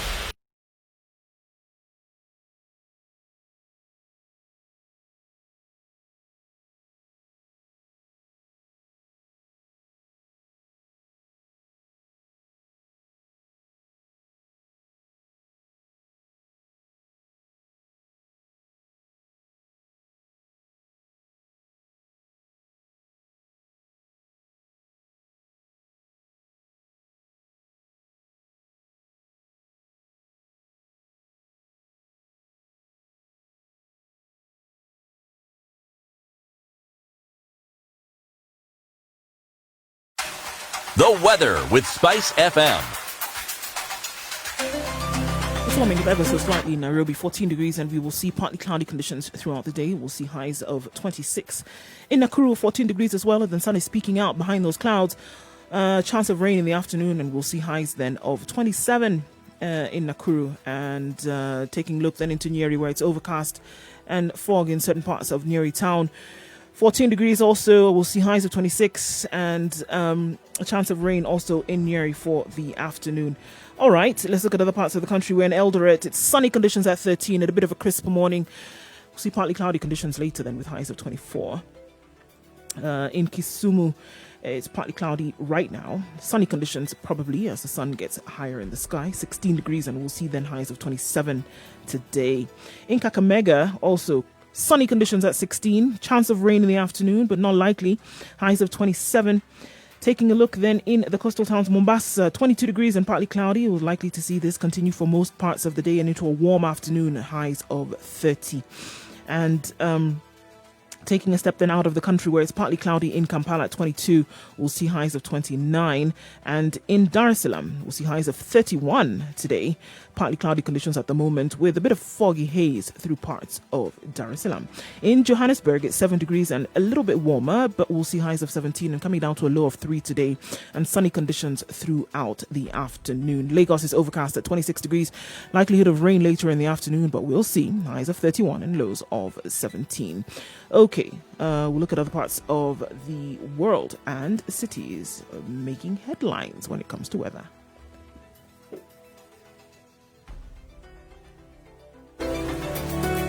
Sugar and spice and everything nice, everything nice. Ice FM.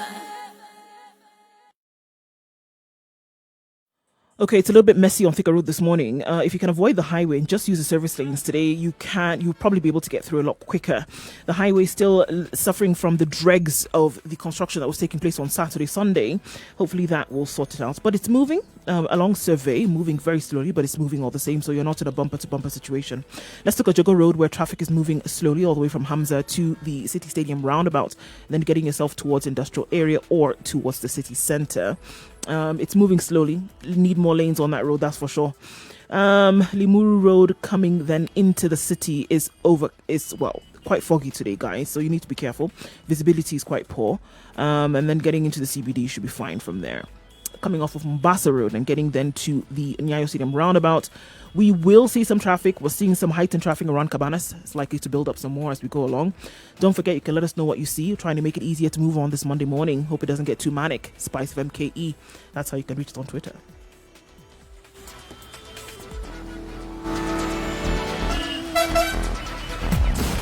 Mellow Spice.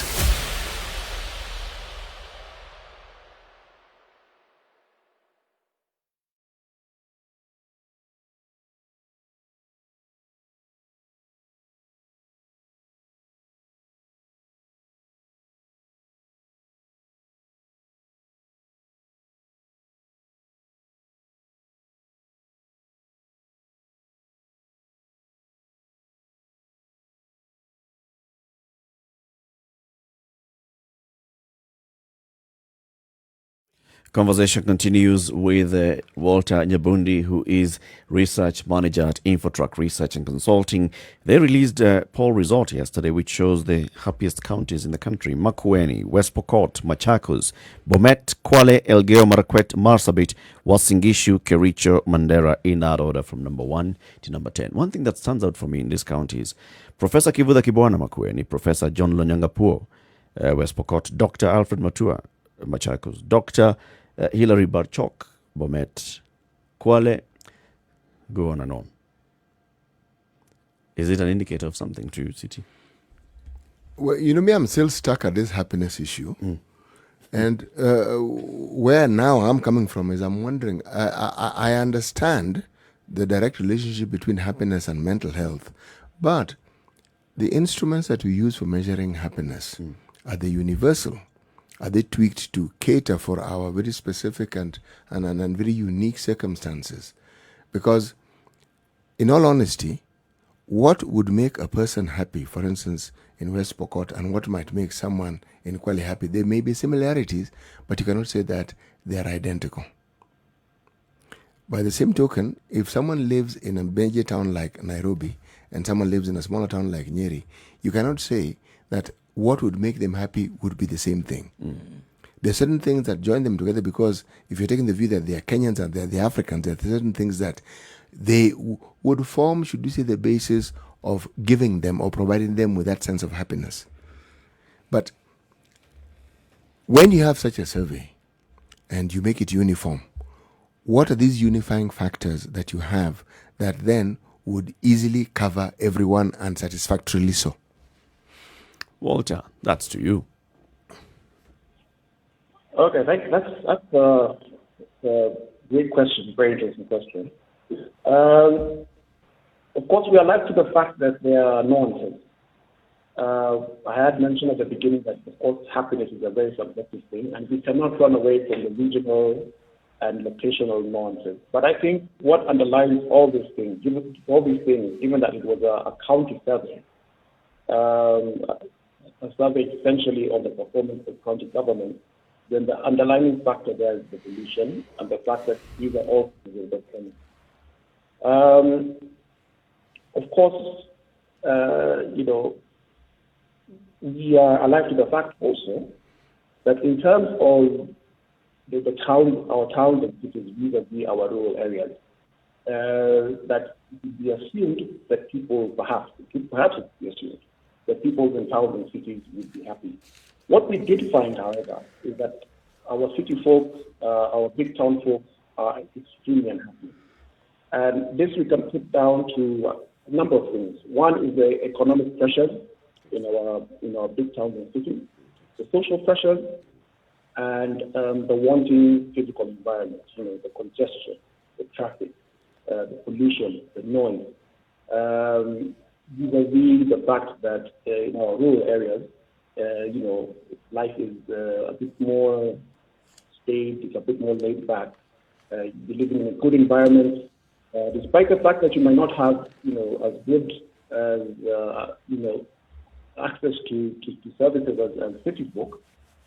By and large, people in our hamlets, in our villages, appear to be much happier than our big town folk and our city folk.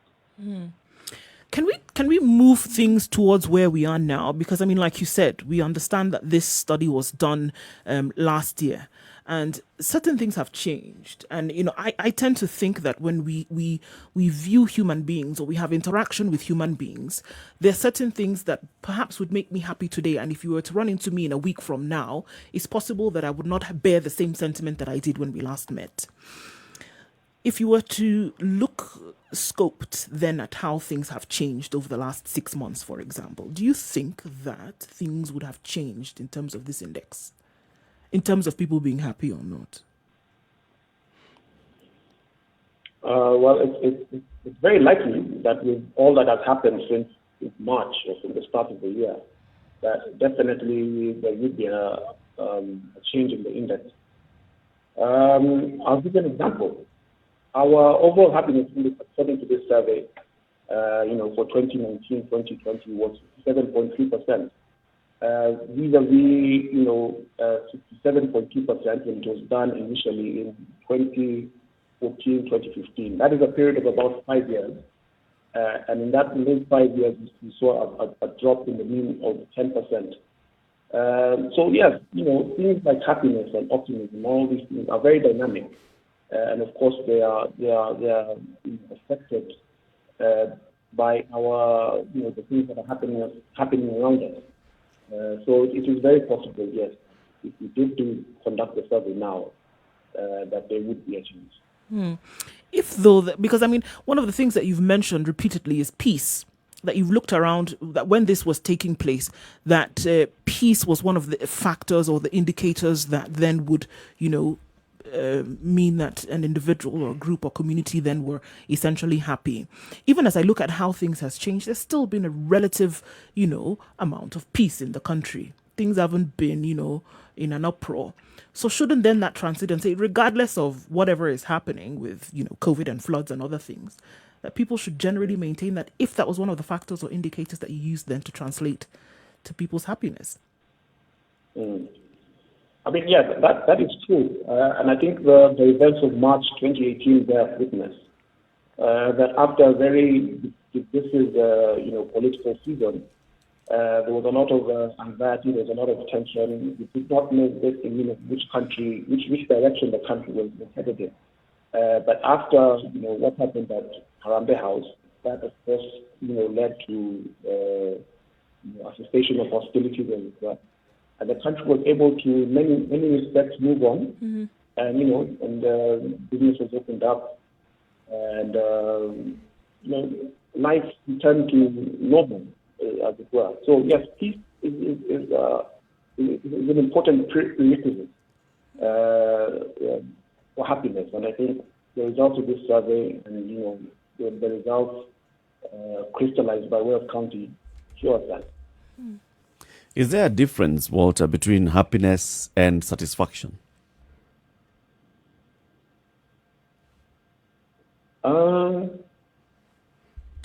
Slight difference. You may be happy but not satisfied.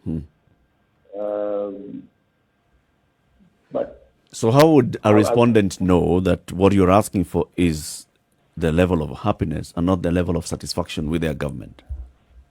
Okay. Yes, that's well.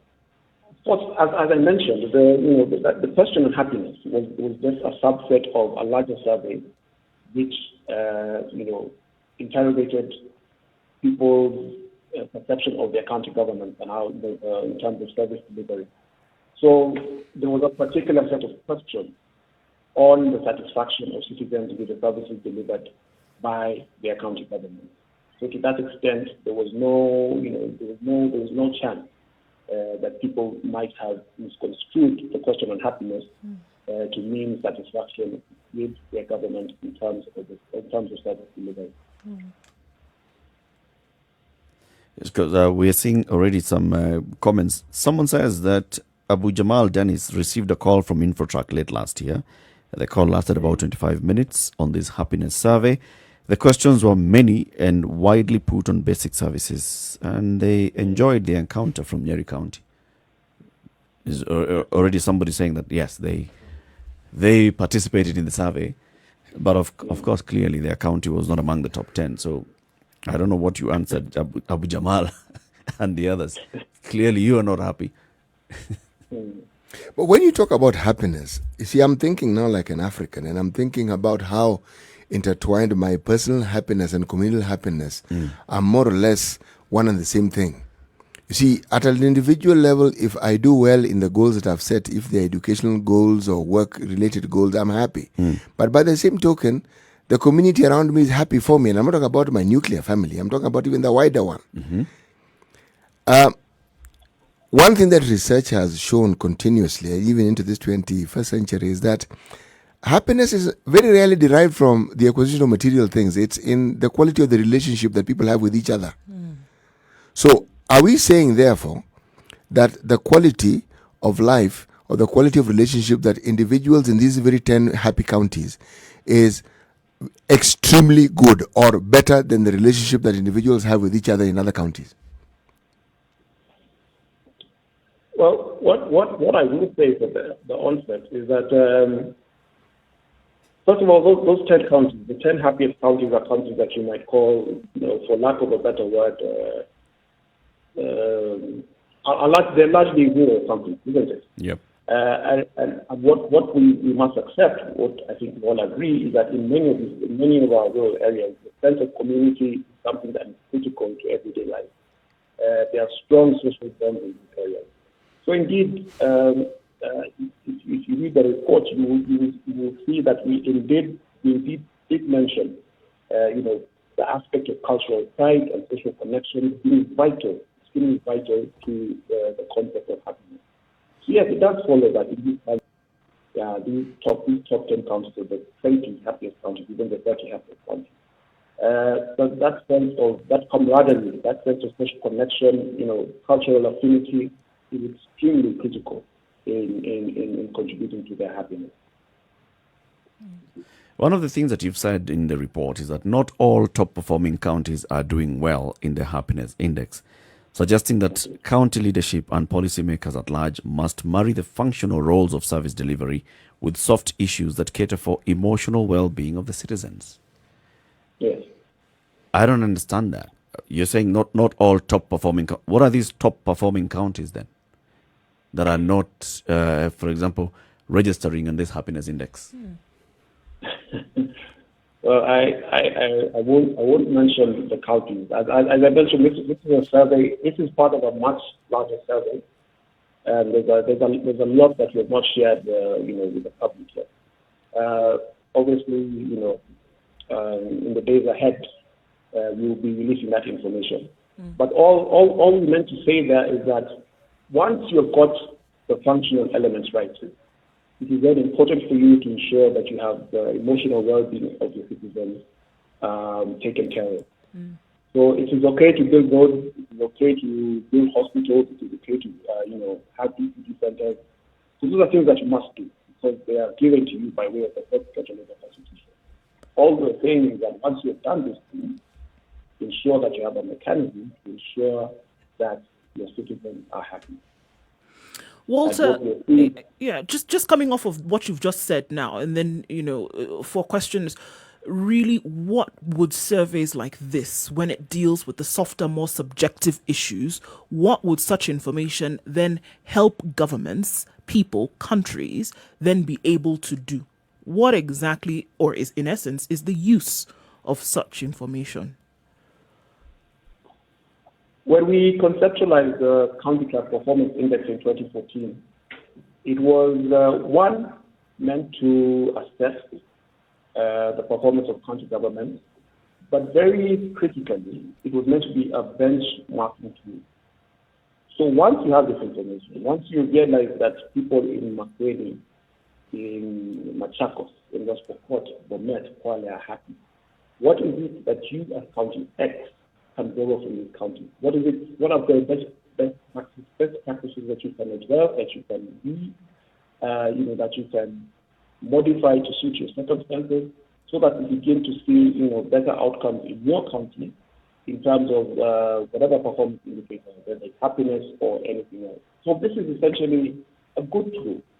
And research surveys like this are good tools for benchmarking and improving outcomes in other places through best practice.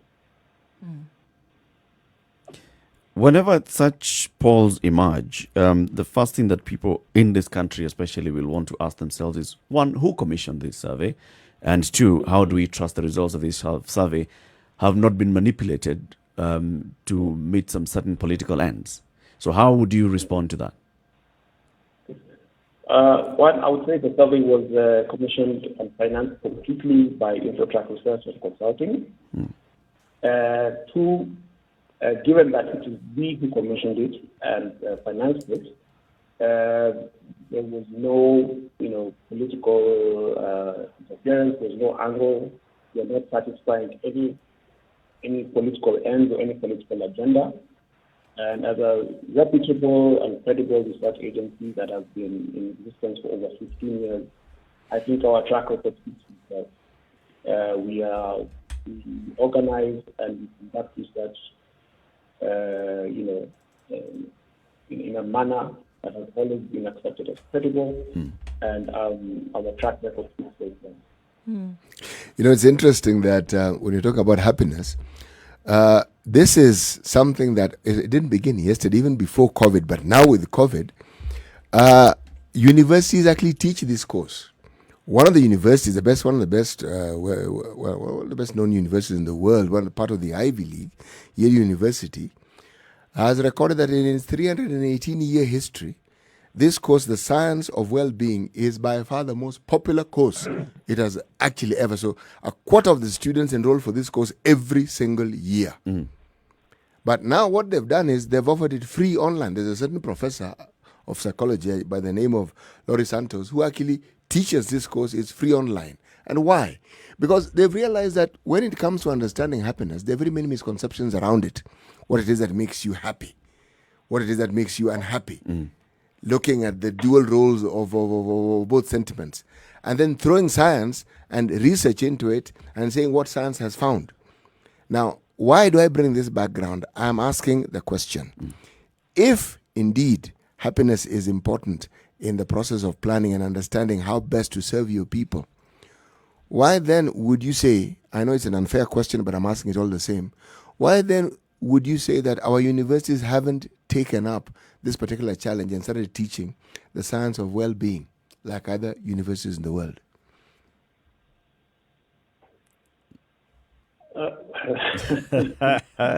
On the spot there, but yeah, take it.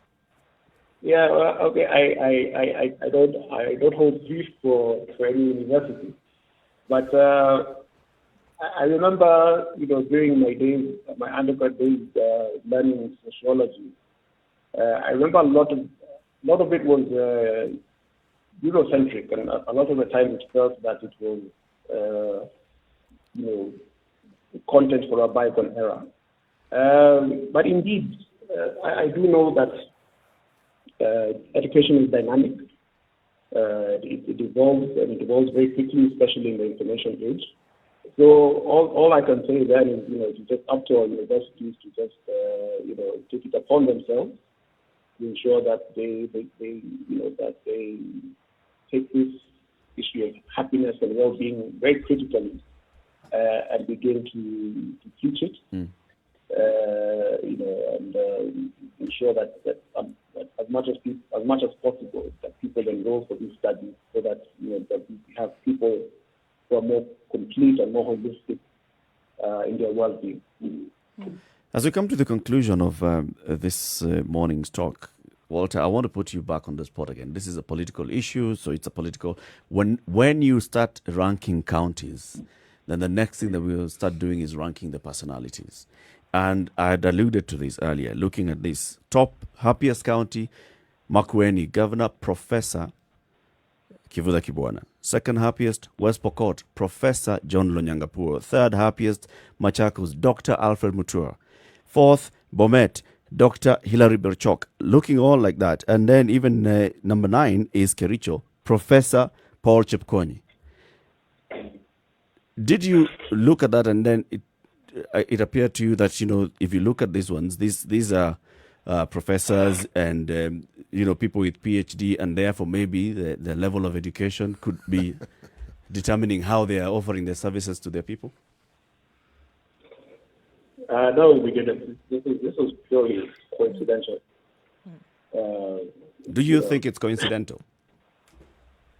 Or to the extent that we've got three professors who are governors in this country, and those 3, 2 are the top 2 and 1 is among the top 10. Yes.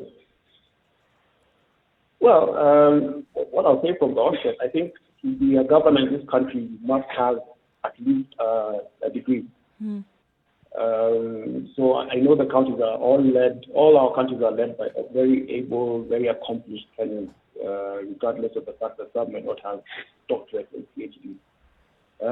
So to that extent, I think, that was purely coincidental. I wouldn't really make a link between people with the highest level of education and the performance of their counties they're in.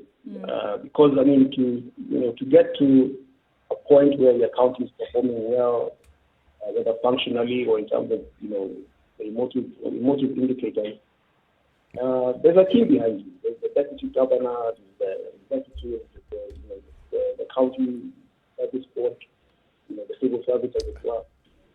So it takes a team effort. So I would not say that there's a correlation between that.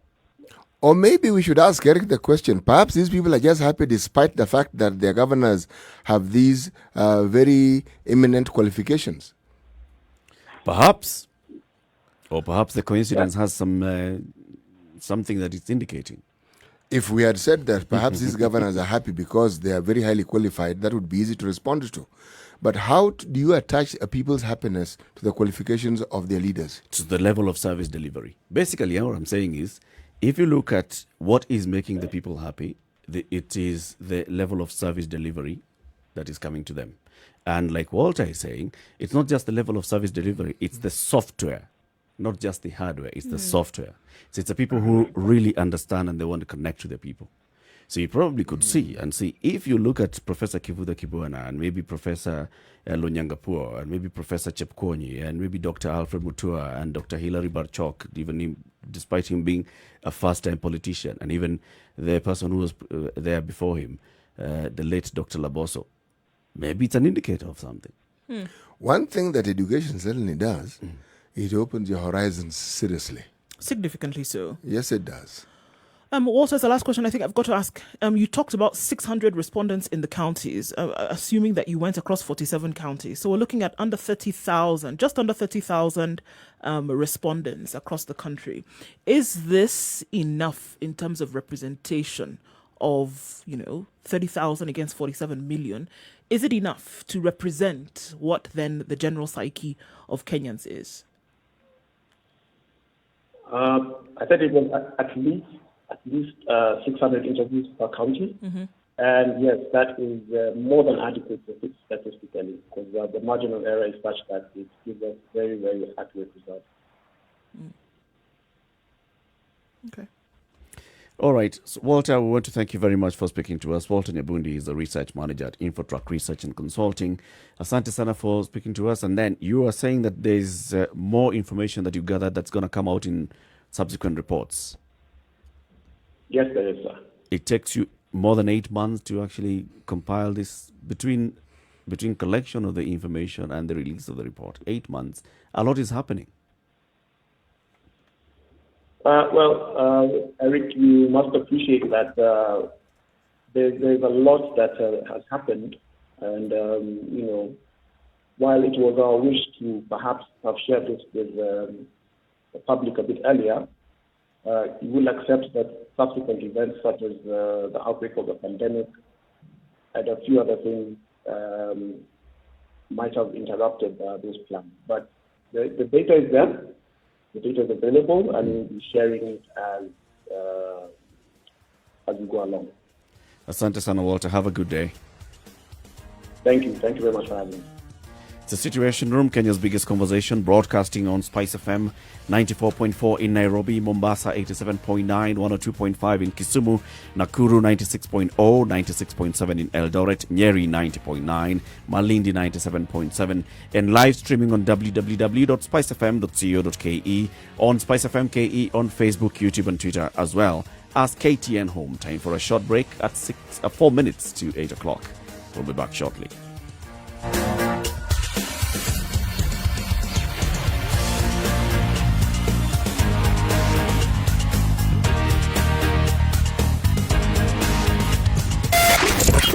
.9 Spice FM, Mombasa.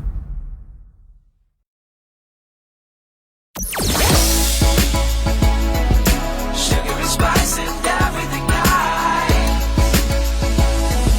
Spice FM. Spice up your life.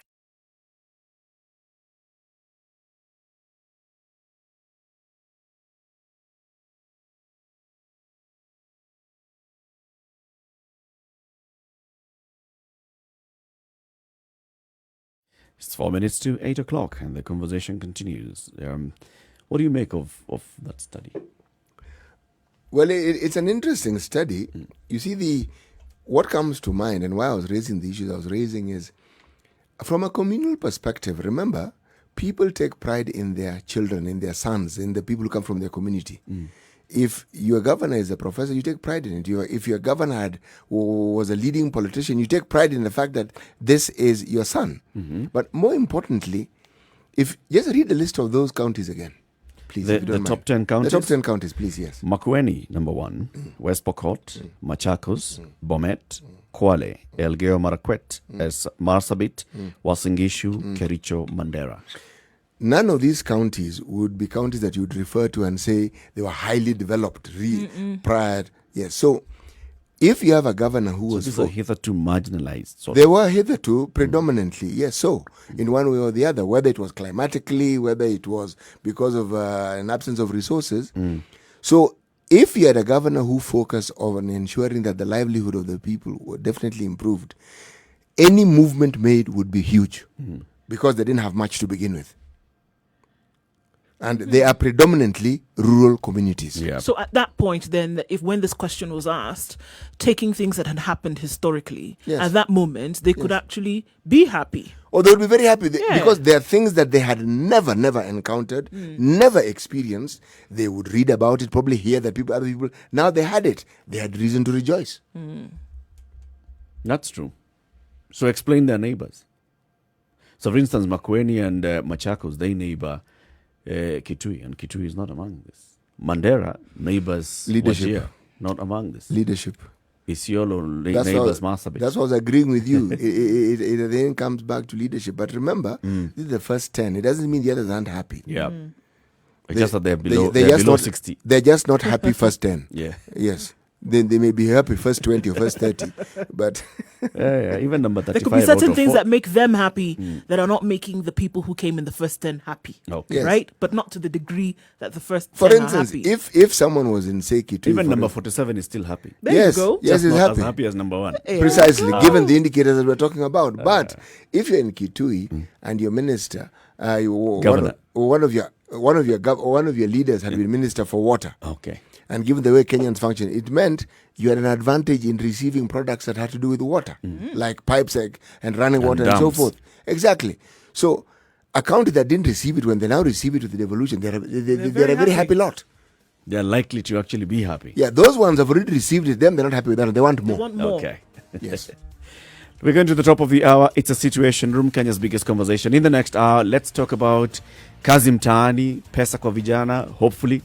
And also we talk about housing. And the housing is one of the big four agenda of the President Uhuru Kenyatta. And we've talked about this many times on this show and asking ourselves, so where are we with this big four? With everything else that's happening in the country, where are we on this big four? We'll be speaking with the PS in the State Department of Housing. He'll be joining us shortly. Good morning. It's a Situation Room, Kenya's biggest conversation. As we go to the top of the hour, we'll begin the next hour with today's proverb from CT Muga. But remember, the show is live streaming on Spice FM KE, Facebook, YouTube, and Twitter, as well as www.spicefm.co.ke and KTN Home. Good morning. It's 8 o'clock. Sugar and spice and everything nice. Spice FM. Spice up your life. 102.5 Spice FM. Kisumu. All right, let's see how things may have changed on the roads this morning. We do have a buildup of traffic on Mombasa Road. This is expected. Getting to the Nyayo Stadium roundabout will not be too quick, but we know that the construction that's taking place is also slowing things down just a tad.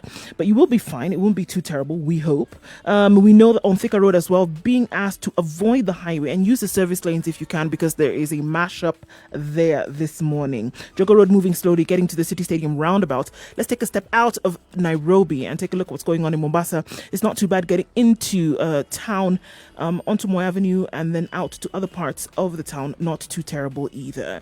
In Kisumu, as you're trying to traverse Kisumu City, will not be too terrible this morning either. In and out of the city in 10 minutes is what we're being told. Not a problem either. All right, we'll look at other parts of the city when we come back. We'll let you know. Do let us know also what you see. Spice FM KE on Twitter. Keep us informed so we can keep others informed, and we'll keep it a happy Monday.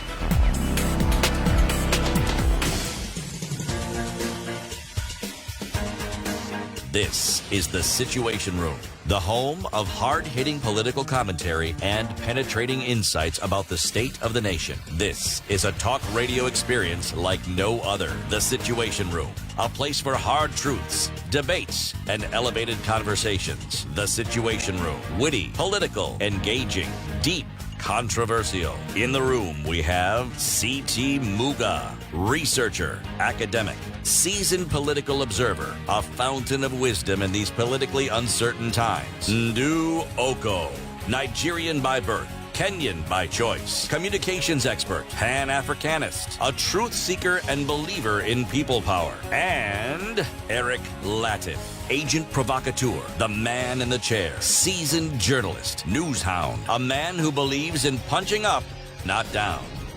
This is the Situation Room.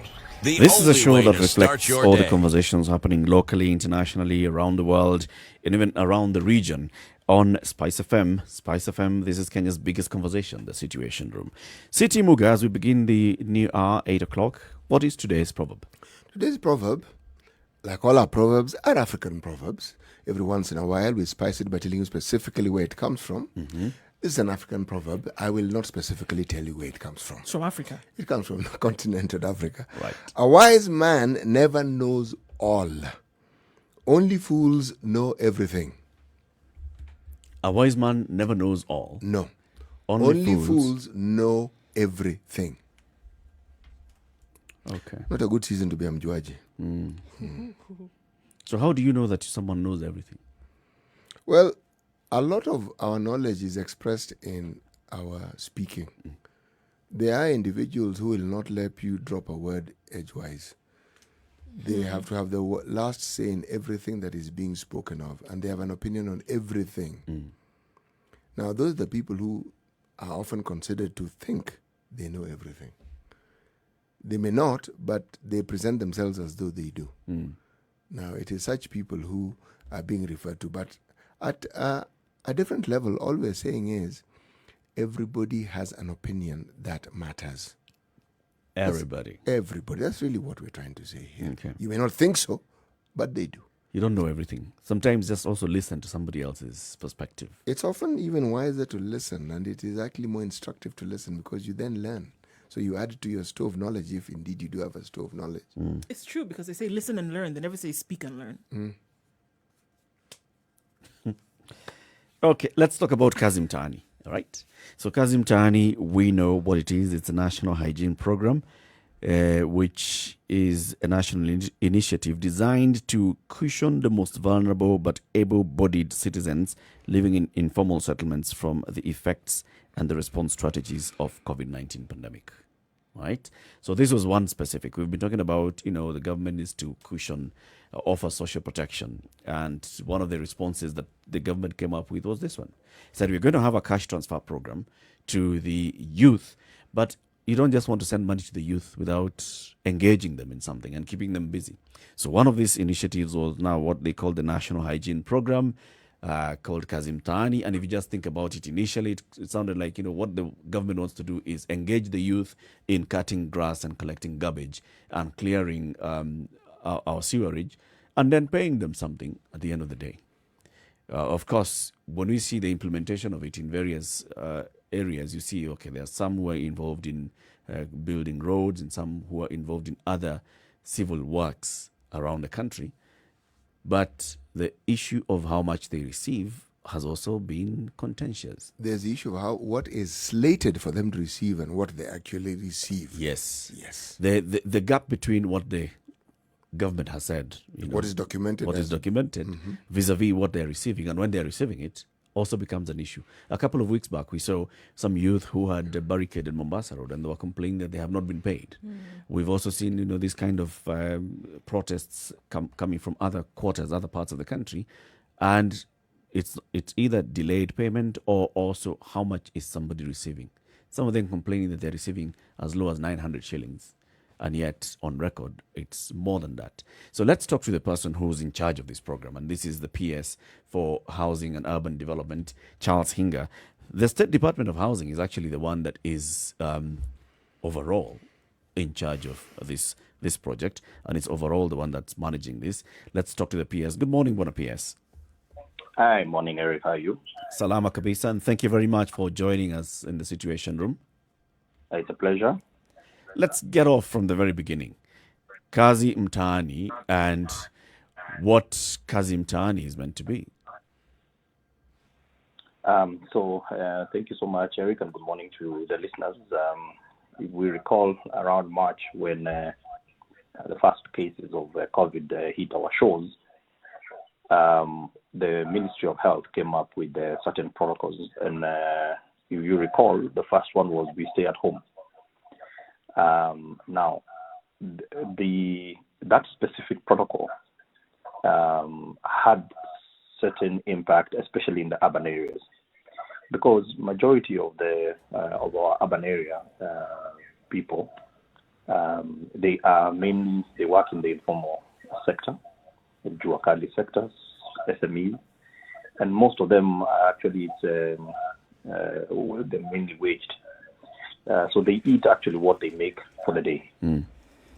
The effect of those protocols was that in urban areas there were many families that had to almost make a choice between dying from hunger or dying from COVID. And there was a lot of so many cases of people who went to bed without food. And that's how we decided to come up with a program. So we had different options. We had an option of just identifying these vulnerable people who have fallen back into vulnerability because of the protocols and send them money. But we thought that we can kill several birds with one stone. One is that we put food on the table, and number two, we also get some public good out of it. And this public good was based on the fact that COVID requires high standards of hygiene. And again, the same people that we're talking about when we talk about social distancing, it is not possible to do social distancing in an informal settlement, in a slum like Mukuru. When you go everywhere, they don't have proper garbage disposal. The drainages are either non-existent or wherever they are clogged, and there's a mixture between human waste and all that way. So there's so many challenges such that if this pandemic was to break into this informal settlement, then the challenge was going to be much, much bigger. And that's how National Hygiene Program was started. Mm-hmm. As youth from across the country then began to sign up for this, what was it? Anybody who basically came in and said, "I'm in a position that I can do this work, whether I have lost a job or whether I didn't have one previously"? Was there any kind of prohibition for who then was able to come in? Oh yes, there was. So we used the Nyumbakumi structures, which the first thing that is important to understand about Nyumbakumi structure is that you're supposed to know your neighbor.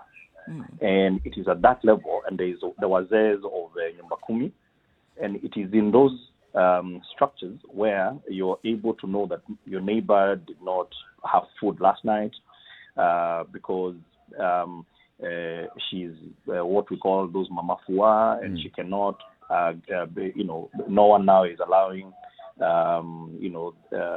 these ladies who do some of these domestic chores into their homes, and they had no food on the table. So that's how we came up with the Nyumbakumi structures, working with the chiefs, working with the county commissioners to help us identify who are these people that have been greatly affected, especially in the informal settlements.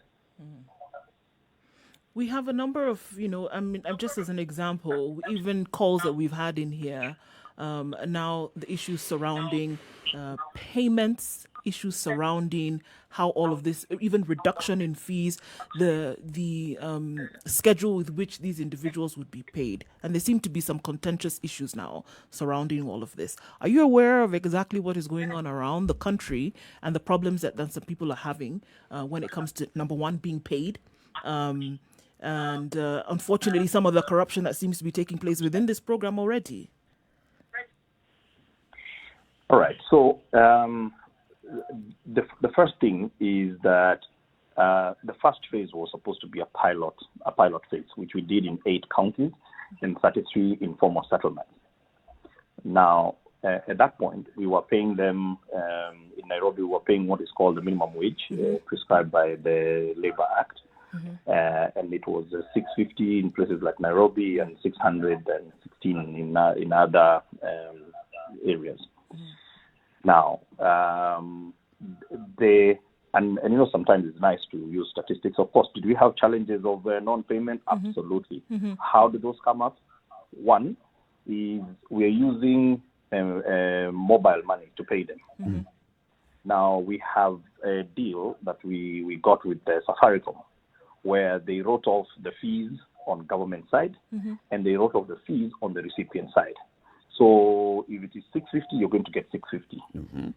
Now, so the first thing that you have to do is that you must have an active mobile money line.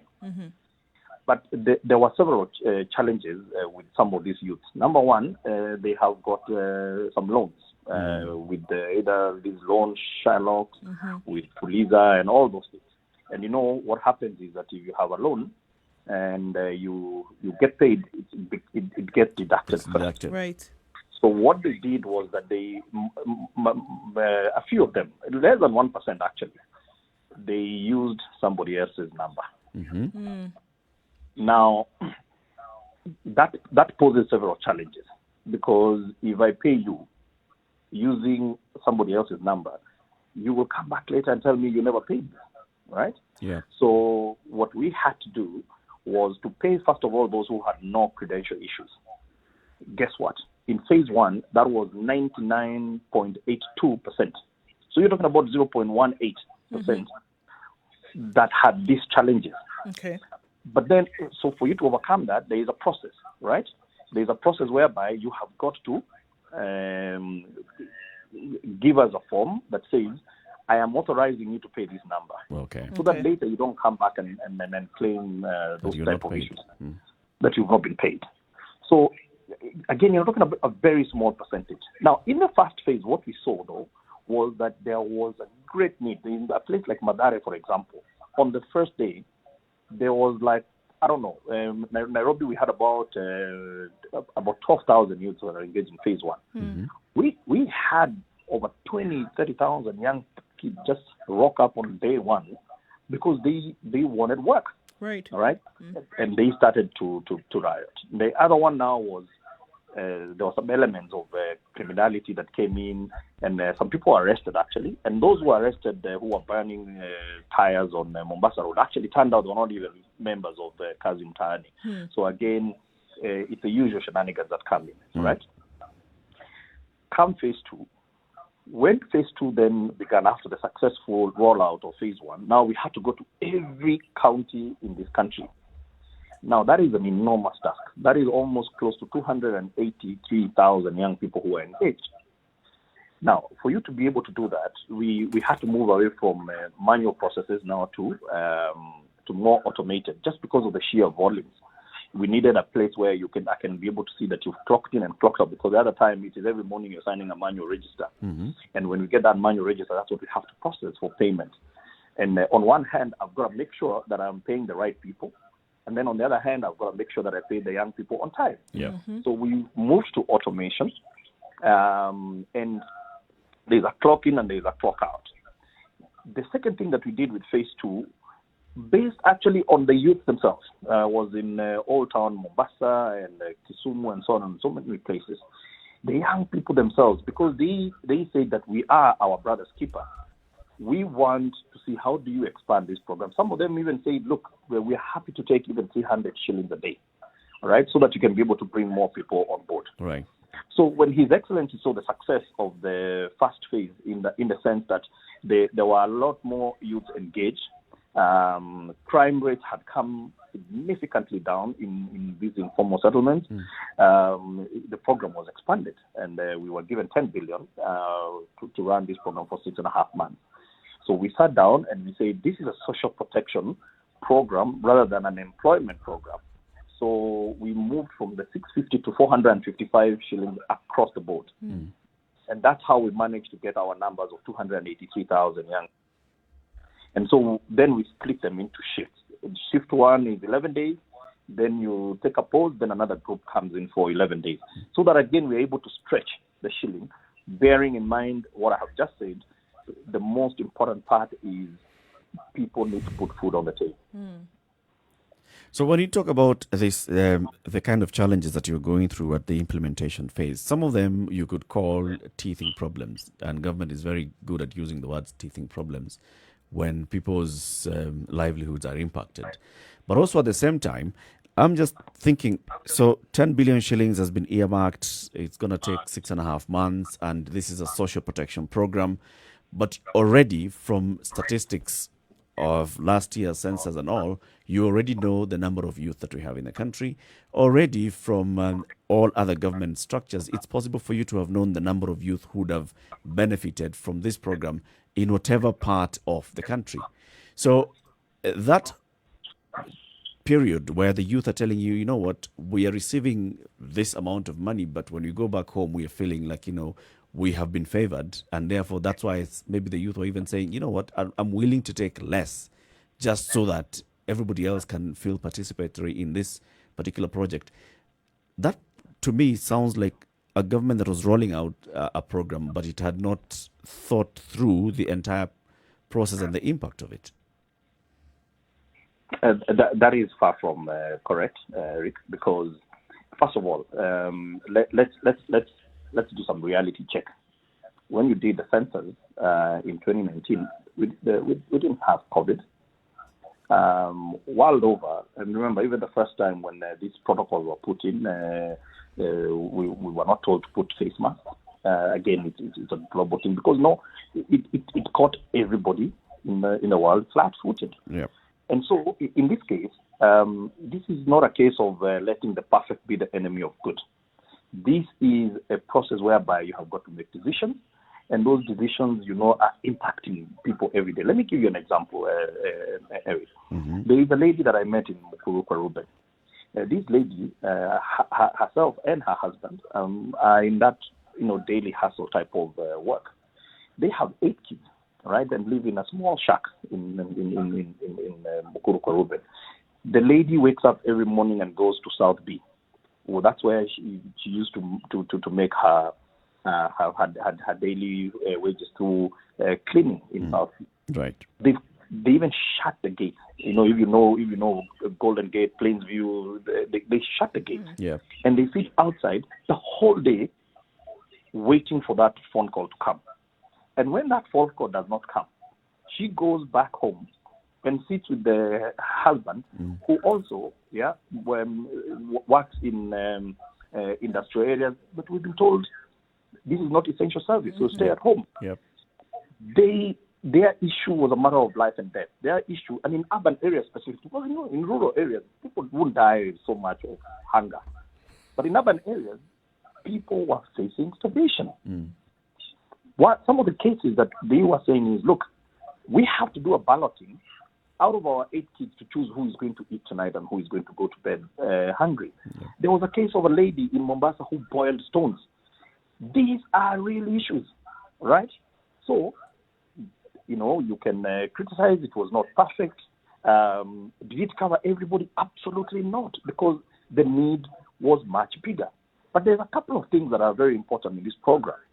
Number one, we also wanted to make sure that the money that these people are getting circulates in their own economy.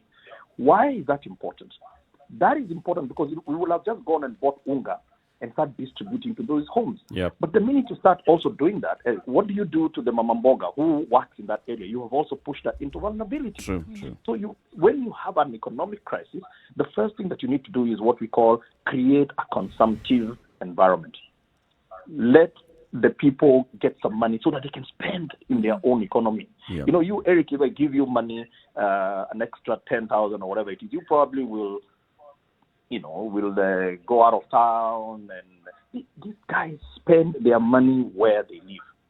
Bona P.S., are we to believe that you are offering us money? Well, not you. No? Not you. But I hear everything that you're saying, Bona P.S., and it makes a lot of sense. And yes, even from the very beginning, that makes a lot of sense in terms of these are vulnerable people, and you're looking at the very many vulnerable people, and the government needs to support them and also support the ecosystem and where they live. However, it comes back to the government knowing how many people are in need, and then therefore the government knowing how much to allocate. Because it sounds to me like the government started with a figure of 10 billion and then said, all right, so go and find the people who are going to get these 10 billion shillings. As opposed to the other way around. X number of people are likely to need this money. How much do we set aside? You'd have seen that maybe you'd have set aside more than 10 billion shillings to 15 or 20 billion. So Eric, to your point, let's be very clear. Kazi Mtaani is a very specific and targeted intervention. Mm-hmm. It is not the only intervention that government has put in place, right? Now, if you take the tourism sector, they have got their own intervention because there's hemorrhaging in tourism. They are not. I went to Kwale, that entire Diani stretch. Yep. Hotels shut down.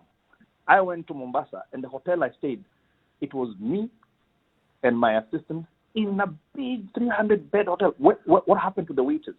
What happened to all these young people who made their killing from? There is a program that is targeting the people in the tourism sector.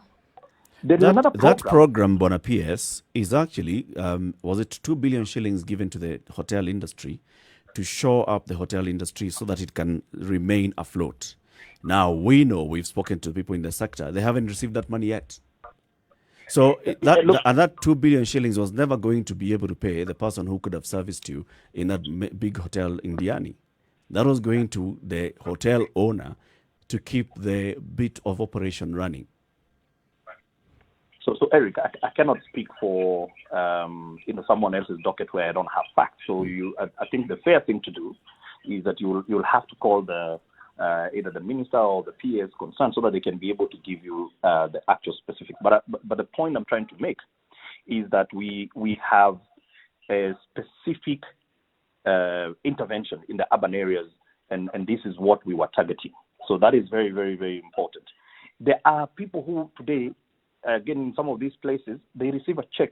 We call them the vulnerables from our social protection program, and we don't have to ask them what they do with their money or to work. That is another program that is there. There is the Nduh Okoh program.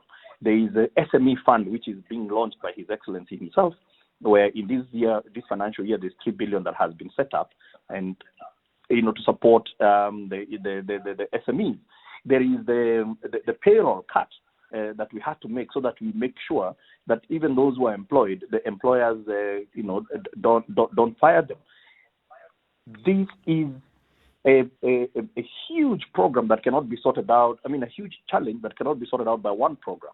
So Kazi Mtaani was very specific to informal settlements, all right, and to young people, and between 18 and 35, and with the only exception being women, that we gave an exception of the 35 cap, because there was a lot of single ladies and single mothers, single mothers who were having a lot of these challenges. So we made some of those exceptions.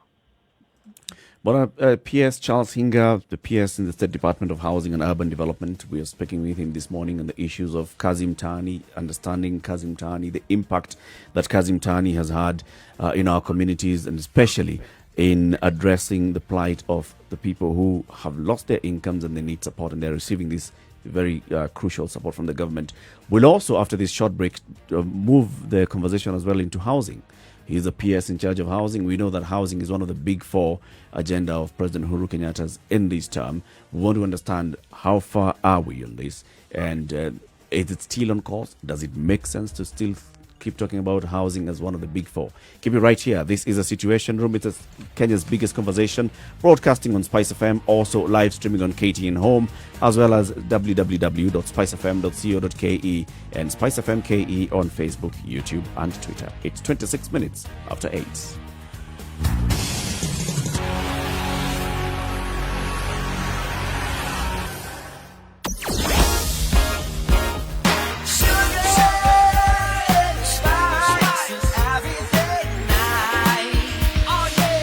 Still looking at some partly cloudy conditions, overcast in most parts of Nairobi, currently at 14 degrees, and it's likely to be this way. A chance of a sprinkle later on, but we're just going to have to wait and see. 14 degrees and partly cloudy in Nakuru as well.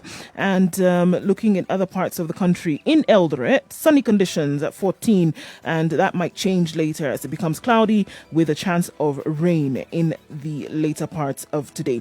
Kisumu is sunny at 18 degrees, going to a high of 26 today, and coming down to a low of 17. Taking a look then into Kakamega, where it's sunny at 17. We'll see highs of 25 and lows of 16. All right, in Mombasa, it's partly cloudy conditions at 22, going to a high of 31. And Malindi following in full form with 22, the current conditions, with partly cloudy conditions only for most parts of today. Take a look then into Kampala, where at 21 it's partly cloudy and the chance of rain later on, going to a high of 28.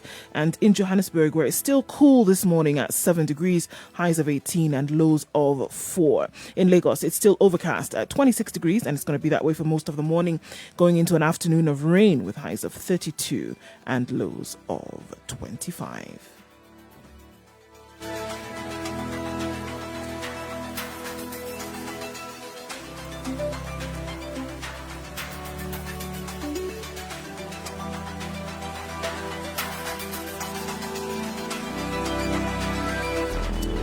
All right, let's look at Westlands in the NMA, and it's moving very well on Waiakue. The traffic starts as far back as Uthiru, but it's moving, getting to the 87 and then to the Red Hill bypass, where that's an option to use to get out of Westlands. Or you just want to keep it along all the way to the Westlands roundabout. It's not too painful right now. Looking at Thika Road as well, still parts of the road where there was the construction that took place over the weekend. It's a bit of a clog up, but you'll be able to use the service lanes to be able to get out. The eastern and southern bypasses up and open without much of an issue this morning.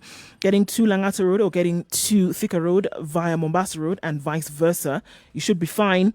Jogo Road is moving very slowly, getting to the City Stadium roundabout, and then to enable you get into the CBD, it's also moving. So we don't have any clog-ups as yet or as such on Mombasa Road. However, getting to Uhuru Highway traffic will take you all the way to Westlands this morning as you try to get into the CBD. Get stuck or have an alternate for someone? Let us know. Spice FM KE on Twitter. Spice FM, Nakuru. Sugar and spice and everything nice. Everything nice. Spice FM. Spice up your life. Mature, intelligent talk every morning. Spice up yourself.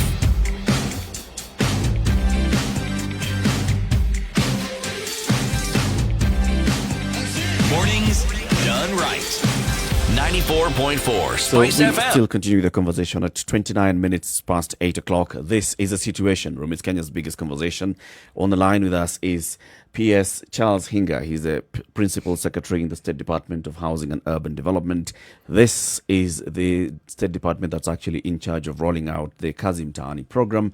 As we understand, Kazi Mtaani program is actually meant to be a social protection program that is sending money directly to the people who are vulnerable and in need, but not just giving them money, but also using this opportunity to keep them engaged, to ensure that we're improving sanitation services in our county, in our country, in our counties, and also to ensure that, and I think there's a very important aspect of it, that bit of ensuring that they are engaged in on a daily basis, especially the youth. The PS says just when they ran the pilot, among the things that they noticed is, one, there was serious reduction in crime rate because the people were gainfully employed. There was good camaraderie and good sense of belonging of the youth in their own country because they were engaged and they were getting paid on a daily basis. And this is why this program was then expanded. 10 billion shillings earmarked for all the counties in the country. This is going to run for 6.5 months. Already the program has, stabilized in terms of the delivery of service. City, you've got a question for the PS. First, when you hear this, what I wonder is why the government doesn't state more obviously and loudly the things that it does, because this is really commendable. You hear Kazi Mtaani, you see pictures of people sweeping, you think, okay. And yet, this is a very, very comprehensive program. Now, my question is this.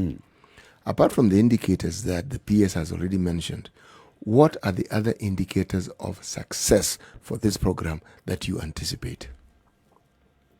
Thank you very much for that question. Now, the other thing that has happened, besides the crime rate going down, is that we are able also to assess every time we pay, because of our national government administration sector, we are also able to engage and check the impact on the economic side. So we know that it is actually having an impact on the economics. Second thing is that this phase 2, we said we are going to go into a little bit more sophisticated engagement. For example, the 11 days the young people are not working, we want to train them, we want to equip them for the new opportunities that are coming, which is now how do we sustain this program beyond 6.5 months. So we're training them on how to make roads, either using cobblestones or any other technologies that are out there, right? Mm-hmm. We are also training them on how to build houses or any facilities using stabilized soil blocks. So we have machines all over the country where we are training them. We also have the Ministry of Youth who are also engaging them on on platforms like Ajira and how can they have all these programs for youth empowerment and so on and so forth, so that they can also be able to tap into these things. So it is quite comprehensive, that it is not just slashing grasses. Now, phase 2, we have now moved to what we call legacy type of projects. We're talking about issues like making roads. So if you go to Machakos here in Mua Road, we have got this pack of young people and women who are making a road using cobblestones. Fantastic. And because it's labor intensive, as opposed to giving that contract to one contractor, come with one machine and does the road. So we are departing from the contractor-driven type of contracting to what we're calling community-based organization or community contracting. So these are some of the opportunities that we are putting on the table. We are teaching them about urban agriculture. So you go to Lodwar along, River Tuckwell, the young people there are actually practicing urban agriculture so that they can be able to self-provide. We have the Ministry of Forestry, which has moved from just tree planting to tree growing. So a lot of these young people, beyond the 6.5 months, have actually secured, gigs with the likes of the forestry to do the roads there and to start doing tree growing and so on and so forth. So I can go on and on and on and on. We have got young people in Moranga, in other places who are today, one of the biggest challenges in the informal settlement is ablution blocks. So they are being taught how to build toilets and ablution blocks. We have a particular program in Nairobi where we are upgrading all our markets. So this is something that you're going to be engaging the youth again. Uhuru Park, or what do you call it, Jogoo Road Market. Already, if you go there, we have stripped out the asbestos roof. We have replaced them. We are doing roads. We are doing drainage and connecting them to the sewer line and so on and so forth. And this is going to be expanded. So it is very comprehensive. P.S. I hear all that you're saying, and I see all that is being done right now. And all of this came from what we can see in reality, all of this came about as a result of the pressures then that were put on youth when COVID came into being. But it seems to me that this is something that could actually be permanent in terms of providing employment for young people in the country, and as well as moving along projects that would have stalled for whatever reason. Is there some kind of forward thinking whereby we say that these programs could then have permanency in the country, even after COVID, for example? Absolutely. And that is what I'm saying is that now for us to be able to do that, we have also got to, we don't want to set them up for failure, because also the public expects that, yes, you're cushioning people, but they also expect, because this is taxpayers' money, they also expect value for money. So it's very important that we equip them, we train them, all right, so that they can be able to take up these opportunities. So that is why we are saying in the 11 days, and this is totally voluntary, so they don't have to, okay, but those who want to, in the 11 days, there is a lot of training that is going on, and you choose what training you want to join. Because, and the other thing, it also coincides with the amendments to the Public Procurement and Disposal Act, which now has introduced what we call community contracting. Yeah. So we want to move them into organized groups, and we give them work. There's something I just want to quickly clear, because if left unclear, then it's still causing a lot of issues. There was a particular case, which for me is a case of poor journalism in Eldoret last week. I'm not going to mention the media because you all know which media it is. And what happened in this case is that actually a journalist was involved in inciting the youth because they're clamoring for headlines. And they distort the truth. And because you know that bad news, there's a saying that says that bad news travels half the world before good news even takes the first step. They distorted the truth. They say that the young people are being paid 90 shillings a day as opposed to the 455. They could have just called us and fact-checked, because what happened in Eldoret, they started late in the program. So they started on Wednesday and they started on Thursday. Now, the way we are paying them is that we are paying the first week, and then we process, as they finish the second week, we start processing the payment. Now, so the first payment that the youth got was for week 1. Now, that payment, those who worked for 2 days, they got 910 shillings, and that is the correct amount they should get. Those who worked for 3 days got 1,365. So to distort the truth, to say that they worked 11 days and now they're being paid 910, and that is how they get their mathematics of 90 shillings and whatever it is mischief. Was this clear to the recipients, the youth themselves? Absolutely, and that's why we are saying, if that was the case, there would have been riots in the entire country. So it's a case of incitement, and because this country of ours, we are very democratic, and all the noise that you see is good because we're very democratic. But even with that, there has to be some element of responsibility because if the country bans, it's our country, all right. And if it's banning because some journalist went and just was clamoring for headlines, it's actually unpatriotic in my view. But let's be fair, Bonapies. I think the journalist must have heard this from a disgruntled youth, which tells you that the person who was raising this issue had not understood. There was an issue of a breakdown in communication between the people who should have communicated to the recipients that this is what happens. If you work for a day, you'll get paid for a day. If you work for 2 days, you get paid for 2 days. And because you've started working today, Thursday, you will therefore receive this much. If this had been clear, then there'd be no issue at all. Nobody to be quoted by the so-called uncouth journalist. Okay, fair enough. The only thing, though, that I'm saying is, Eric, always fact check, all right? So you can't take one side of the story, right? Yeah. And you don't fact check, all right? So, callers will have explained to you. Then we're not gagging you, all right? You can still decide that your explanation is not good enough, and I'm going to publish my headlines of 90 shillings, money has been stolen, and so on and so forth. So for us to be able to, and the histories of this type of programs. We had NYS, we had those things we call Kazi kwa Vijana, Pesa kwa type of things. And when people hear 10 billion shillings, and then they hear this type of shenanigans are going on, it makes our work a total nightmare because we have put so many measures to ensure that this money is not going to be touched. Yeah. Right? So fair enough. And I'm not go and praise us. Do what you're doing. Fair enough. Fair enough.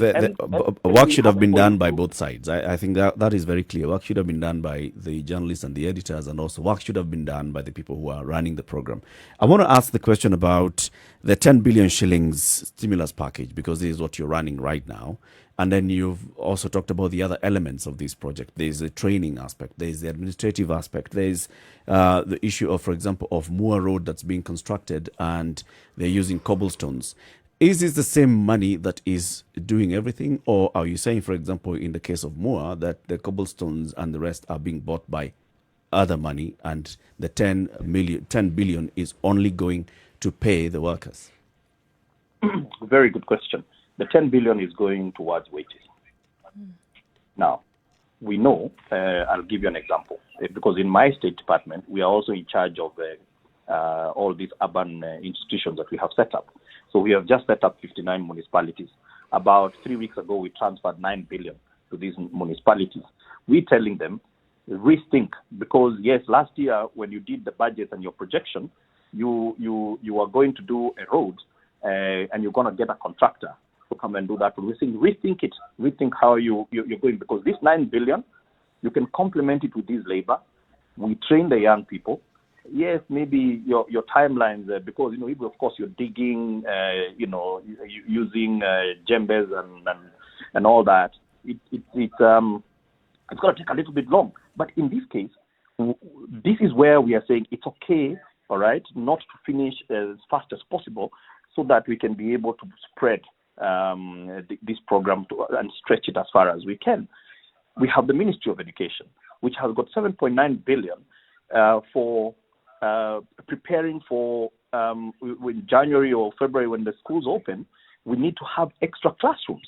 So today, after this call at 11 o'clock, I'm having a meeting with the PS for education, because they're saying your 7.9 billion can be complemented by Kazi Mtaani, because there's these young people that we are training. In Makueni, we've already started. Makueni, we're already doing 60 classrooms using the Kazi Mtaani youth. Yeah. And we have trained them, and as I said, we've given them these stabilized soil blocks. So that is essentially, we are looking at the entire government and saying, how do we domicile this program in each and every one's work plan? So why is the State Department for Housing the one that's spearheading this stimulus package? Because we are in charge of urban areas. Informal settlements are our responsibility. Okay. But it is spearheading a multi-agency to So in our teams, we have got the Interior who assisted us with the recruitment. We have got Ministry of Youth who are providing supervisors. We have got the National Treasury. We have got the Infrastructure State Department, which is actually funding half of this program. And that's why we are saying half of it is going to be training the youth to do the road, because 5 billion is coming from the road maintenance and fuel levy. So now let's talk about housing as one of the big four.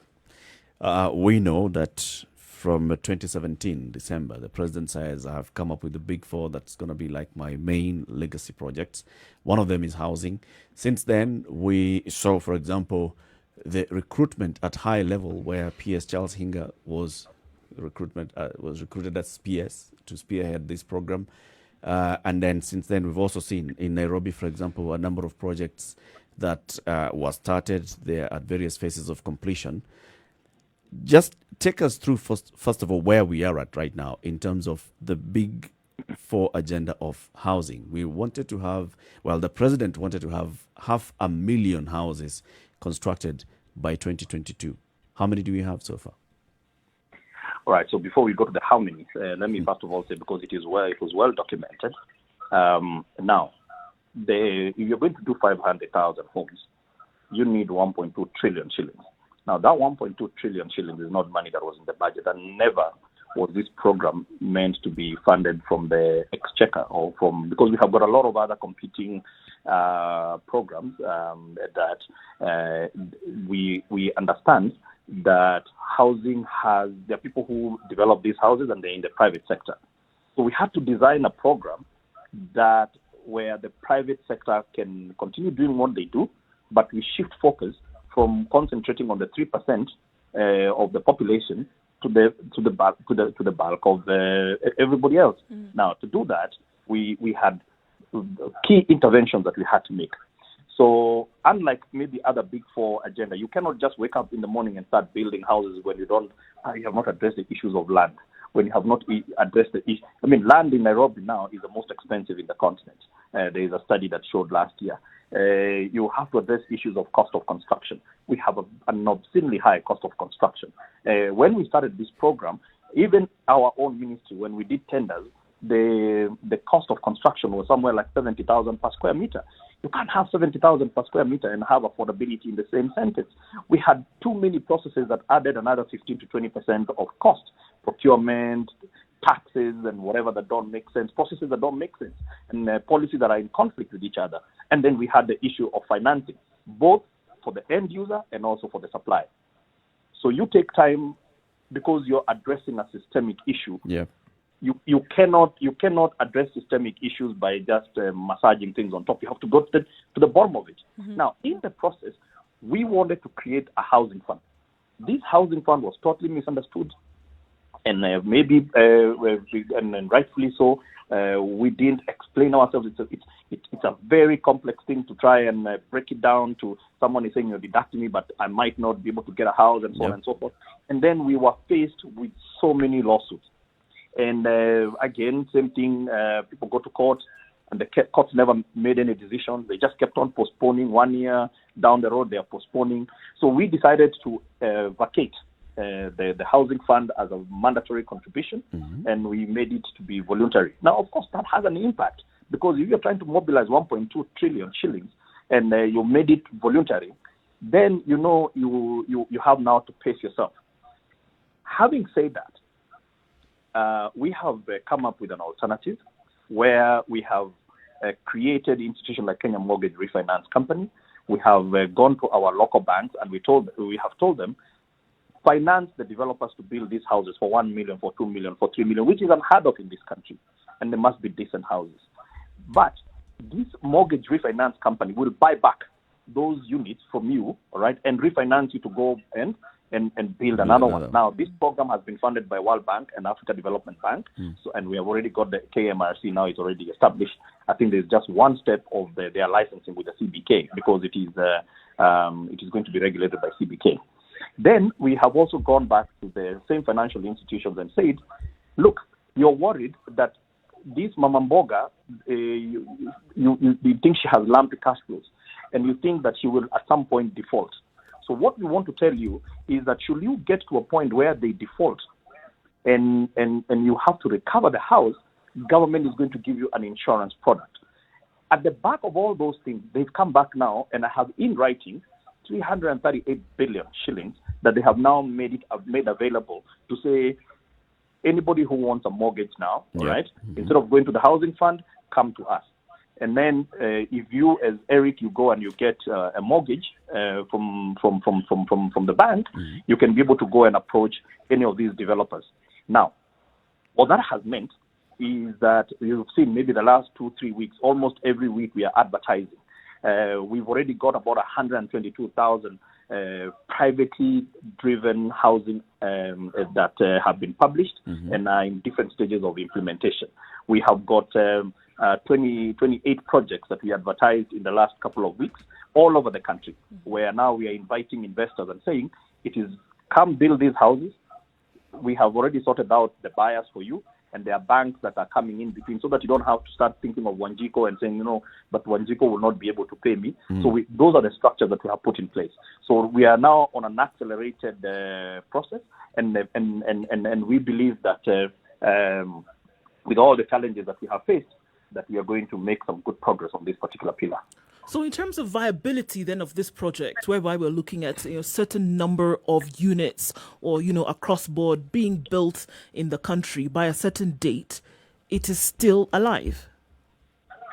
It is still alive. And so one of the things that is there right now, today I can be able to take you and tell you, here is a project coming up. We count all the way to 500, I think, and 16,000 already. Okay, we have already planned them. We already know where they're going to come up, and more are coming. So, for example, last week we finished the evaluation of probably the largest of all of them, which is going to be here in Syokimau. We have got 4,300 acres, and we have got 5 very strong investors who we are going to parcel out that 4,000 acres and do almost 200,000. And it is well served by two railway lines, SGR and meter gauge. There's going to be a highway that is going to be. So this is a massive undertaking. So this is now at the tail end. And this is investors coming to put in their money and piggybacking on all these interventions that we have put in place. So yes, it is moving. It may not have moved with the kind of pace that we wanted because of the challenges that I have mentioned, but it is alive. And by the way, guess what? Because we are facing an economic challenge, one of the best places to invest money, right, is in the construction sector. Why? Because of all the stimulating effect that it has. Look at all the downstream opportunities. 500,000 means that we need 48 million bags of cement. We need 18 tons of steel. It means I need almost 10,000 doors. It means I need 5,000 kgs of nails. When you break down these into small components, and then now we start engaging our own people. Let me give you an example. We have in Park Road, which is our first flagship project that we did, we decided that we are going to get those doors done by our Juakali. And we had 3 associations, Ngong Road, Kamukunji, and Kariobangi, coming together. We gave them an opportunity to do the 8,000 doors. That is almost 170 million that went directly to the Juakali. The effect that we have seen is that now these people formed a company. They formalized on their own without government telling them what to do. They have formed one of the biggest companies which employs about 10,000 people. They've made those doors. And guess what?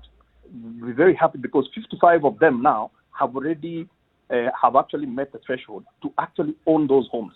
That is the transformative power of these particular programs. So with all these challenges, we all must wish that these programs succeed, because it is not just about 4 walls and a roof. It is also about good economics.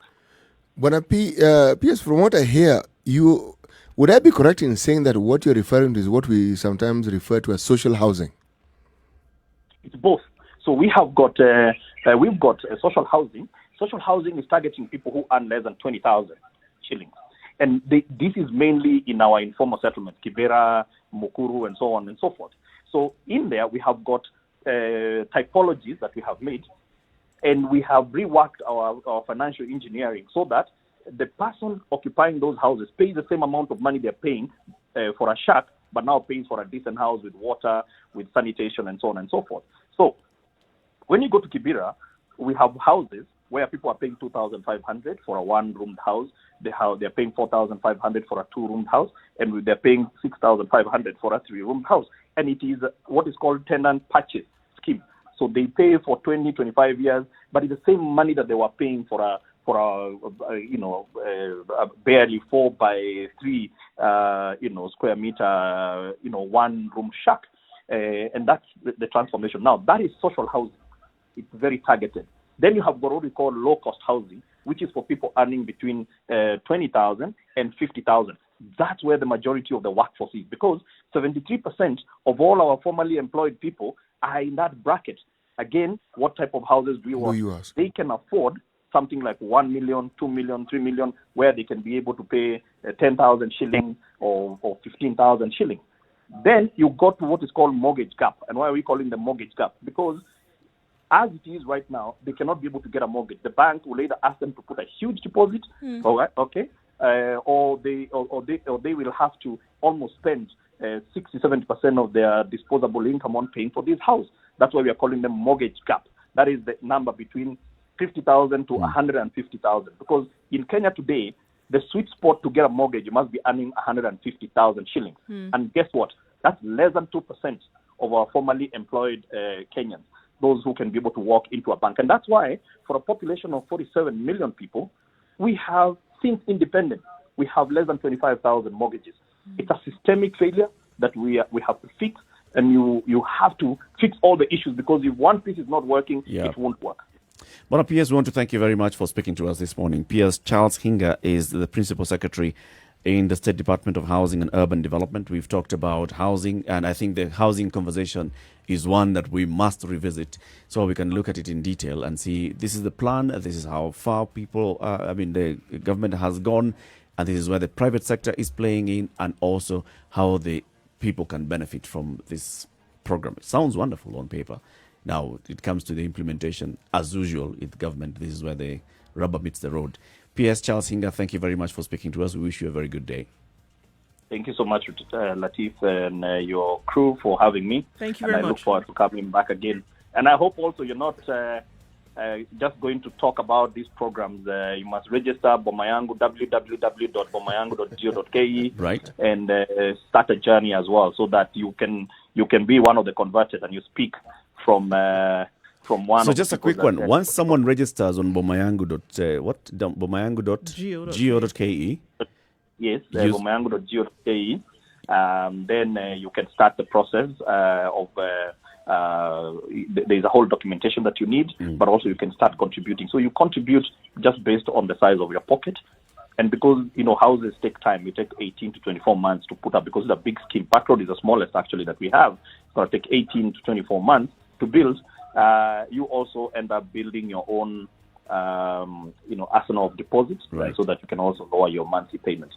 You can also pay through National Housing Corporation, the housing fund. Their banking details, I'm happy to share them with you once we are done, so that you can also be able to convey them to your listeners too. We'll do that. Asante sana for speaking to us. Thank you so much. And thank you very much to our KTN Home audience. We thank you very much for joining us. Join us again tomorrow on KTN Home between 7 and 9 o'clock. This conversation, however, continues on Spice FM 94.4 in Nairobi. We are in Mombasa, 7.9, 102.5 Kisumu. We are in Nakuru, Eldoret, Njeri, Malindi. We'll be back right after this break. To our KTN Home audience, goodbye. Spice FM, Njeri. Sugar and spice and everything nice. Everything nice. Spice FM. Spice up your life. Sugar and spice and everything nice. Spice FM. Spice up your life. Mature, intelligent talk every morning. Spice up yourself.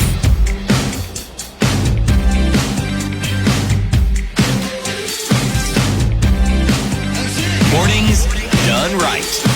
All right, 94.4 conversation Spice continues FM. right here on Spice FM. We're coming to the top of the hour. City, before you tell us today's proverb, your take on the housing program. You know, there's a lot to be discussed around this, because within that same ambit, there are private developers. You hear of the urban renewal projects within the counties of Mombasa and Nairobi, and all aiming towards the same thing. It's a valiant effort, but with all valiant efforts, I think what I would consider perhaps germane to the discussion is the guarantees that they will actually come to fruition. That is the guarantee that I would look forward to. For the simple reason that housing is a problem within urban areas as well as in some of the peri-urban areas. And this is something that must not be a one-off as a matter of a legacy, but it must be something as a matter of policy. Something that is periodically looked into, periodically ensured that is actually being tended to. And this should be in each and every county in the country. Indeed. Yes. So we're coming to the top of the hour. Just remind us today's proverb. A wise man never knows all. Only fools know everything. Every time I hear that, I just, want to laugh. Yes. A wise man never knows all. Only fools know everything. Yes. Well, you heard it right here from the man. It's an African proverb. Coming up to the top of the hour, this is The Situation Room, Kenya's biggest conversation. Stick around. In the next hour, we ask yourself, is Raila Tosha to be president? Good morning.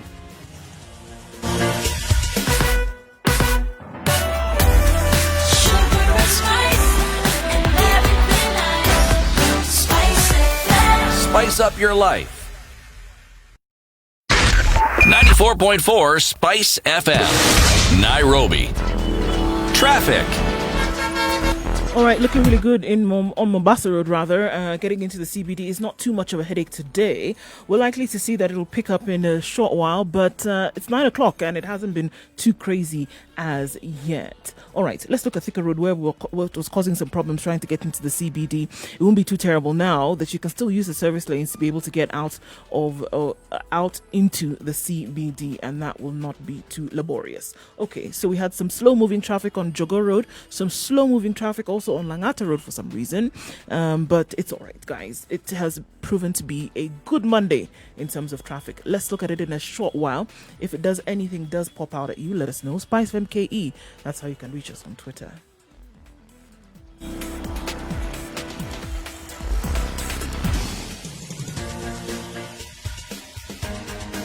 This is The Situation Room, the home of hard-hitting political commentary and penetrating insights about the state of the nation. This is a talk radio experience like no other. The Situation Room, a place for hard truths, debates, and elevated conversations. The Situation Room, witty, political, engaging, deep, controversial. In the room, we have C.T. Muga, researcher, academic, seasoned political observer, a fountain of wisdom in these politically uncertain times. Nduh Okoh, Nigerian by birth, Kenyan by choice, communications expert, Pan-Africanist, a truth seeker and believer in people power, and Eric Latiff, agent provocateur, the man in the chair, seasoned journalist, news hound, a man who believes in punching up, not down.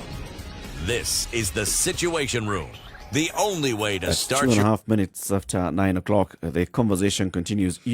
This would not be Kenya if a day passes by without some level of politics, top-level politics. Talk about the next general election.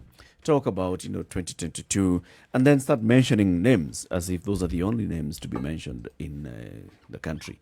But you have to bring in the name Raila Odinga, you have to bring in the name Uhuru Kenyatta, you have to bring in William Ruto so far, and then the others will also come in. Now, over the weekend, Jubilee Party Vice Chairman David Morathe is quoted to have said that he would endorse the presidency of Raila Odinga in 2022. He says Raila Tosha. In fact, he says Raila is the best suited person to succeed Uhuru Kenyatta in 2022.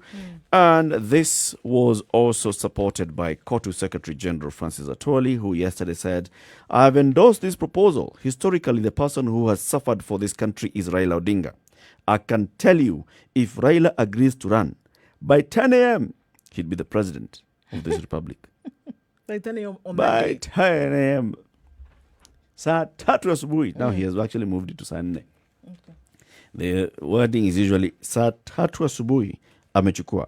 My ninth sense tells me that Raila would have taken over Kenya by 10 a.m. He's a man that Kenya can easily sell both locally and internationally.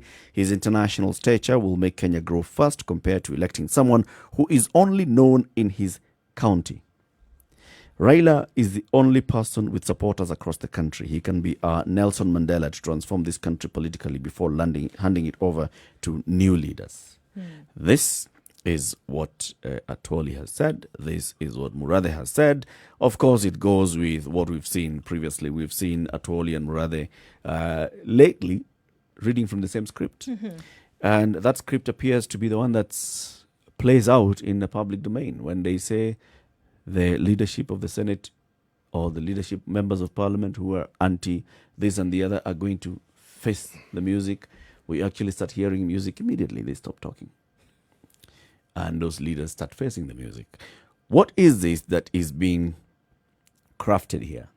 The issue of Murathe saying Raila, Atwoli saying Raila,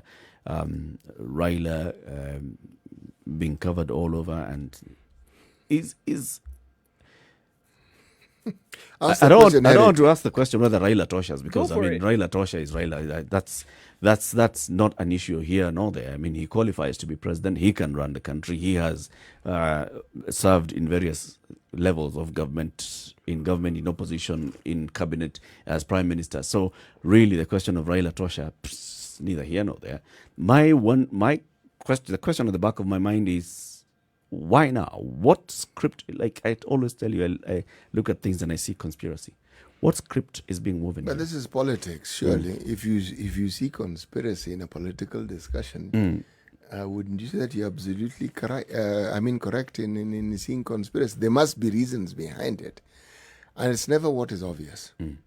And the fact that Atwoli and Murathe seem to be reading from the same script appear to be reading from the same script. That script can change. And you can find them saying things that at best can be referred to as the two being at loggerheads. This is politics. For now, it seems to be the thing that is popular and the right thing to say. But the question you're asking is, why would they want to say it? You see, 2022, or the discussions of 2022, should we say toned down a bit? Well, COVID helped tone it down significantly. But it's toned down. It's gone down. Yeah. The first thing that this declaration does, it raises the temperatures of 2022 again. Yeah.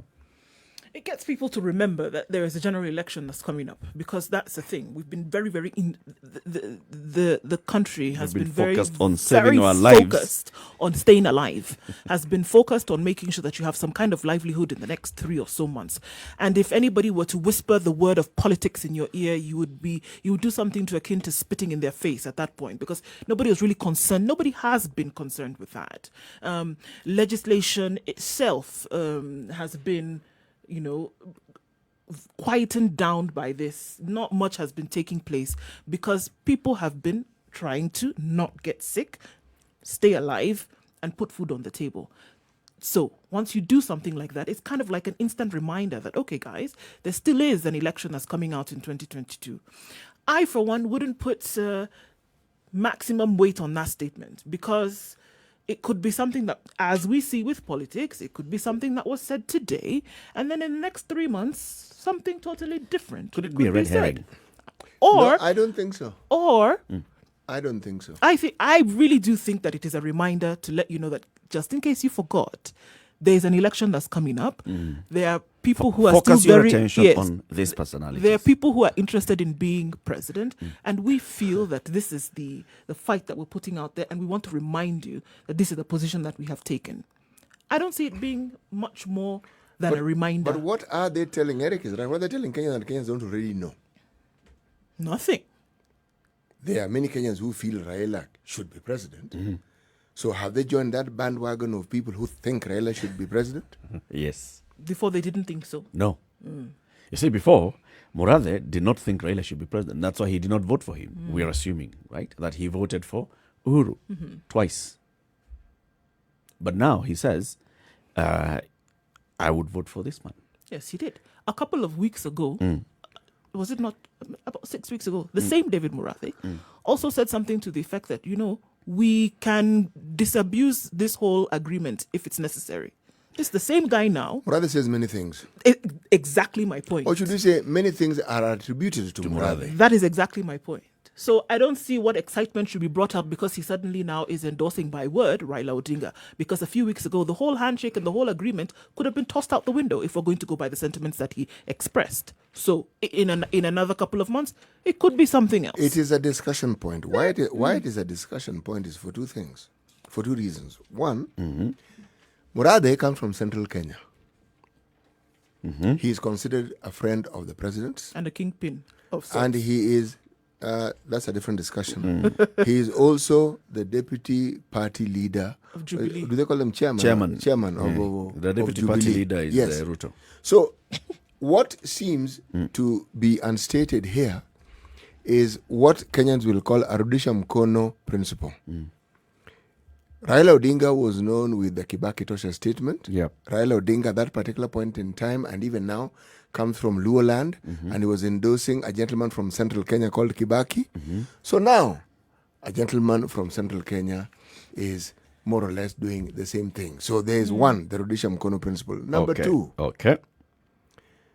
in keeping with the BBI mantra of trying to ensure that peace, liberty, and the pursuit of happiness for all Kenyans is continued, there is need for them to have, should we say, a common voice. All right. So Atuoli, who is a known Raila supporter, and Murade, who was hitherto not really known as a Raila supporter, he's more of an Uhuru supporter, have joined hands. But if you ask me, they're testing the waters. This is what they're doing. Testing the waters. Atuoli keeps reminding us that he is a life member of KANU. All right? So as all this is happening, KANU chairman Gideon Moi is already organizing the party for the presidential election in 2022. Basically just organizing the party from the grassroots in terms of there's an election that's going to come, and the party called KANU this time wants to field a candidate. It has not done so in the last two elections. This time it wants to field a candidate, and we are therefore preparing ourselves. Shouldn't they be talking to one of their vocal supporters called Francis Atuoli? Or can we assume that Atuoli now is speaking for both? You know, Atuoli is a politician of no mean repute. He is a serious politician. You don't become a union leader and not be a politician. You have to be a politician. And if you look at Atuoli's track record and the length of time he has been at the helm of KOTU, it tells you that is not a man you take lightly. Yeah. Because it isn't as though they just give him the job. Other people want that job, but he's still there. He's been there for quite a while. But then Atuoli comes from Western Kenya.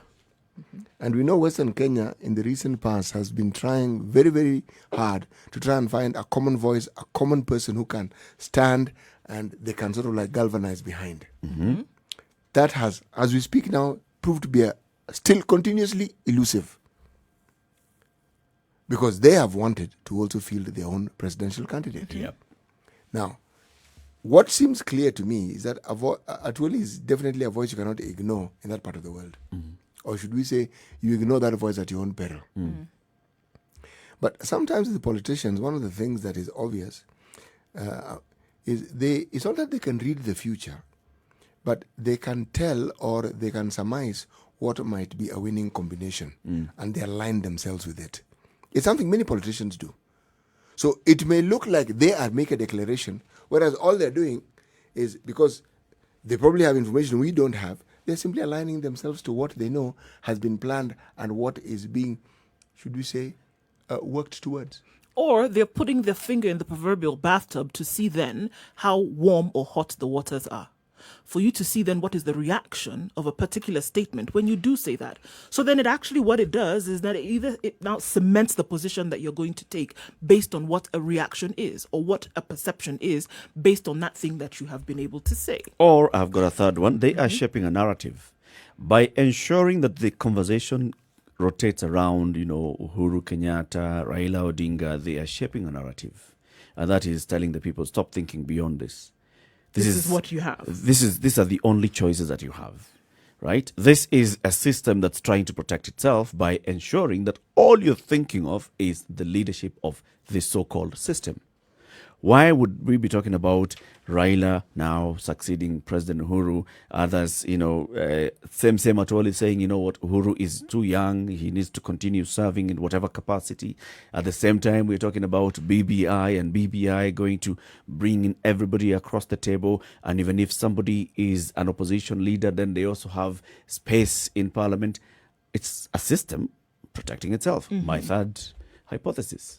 And it is an extremely valid one. I mean, consider for a single moment, when you hear our politicians who perhaps in a distant past have had a divergent of views suddenly agreeing, what does it portend?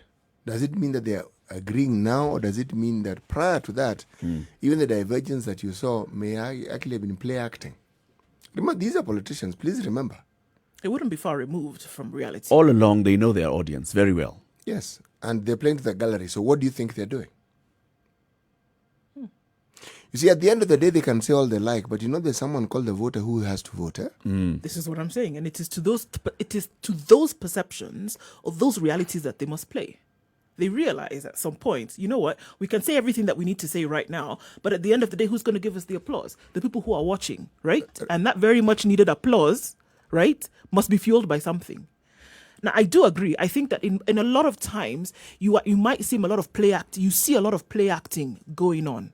It's not really because they are hell-bent on those views or creed. It is that they want to see then how the people for whom they are seeking that vote will react. Remember, there were statements, very, very strong sentiments made by certain MPs from the coastal region. And what it amounts to is them saying we need our own vehicle to sort of pursue our own agenda. And I think they should. It's something that people around this country do. Every region has a party that seems to represent their interests, and they should. And every region actually does. But the point is this. Even as you form that party, it is crucial that those who actually vote support you as well. Because otherwise, that party will not get you to that promised land that you are seeking to get to. In fact, it won't take you anywhere. Beyond it being formed, that will be the end of it. Get them on board. If the voter is not on board, because it's the voter that ensures that that party has strength, and that the party is an entity, a political entity of might. If the voter doesn't support that particular move, then you'll just join one of the 60 political parties that are registered in this country, and most of whom people don't even know of. And you'll just be a statistic. Yes, you will be. You'll just be doing nothing, Yes. in other words. Yes, exactly. So, bottom line, it is good to make such statements, but the question and what I would like to discuss is, how do you get the voting population to side with you, having made such a statement? All right.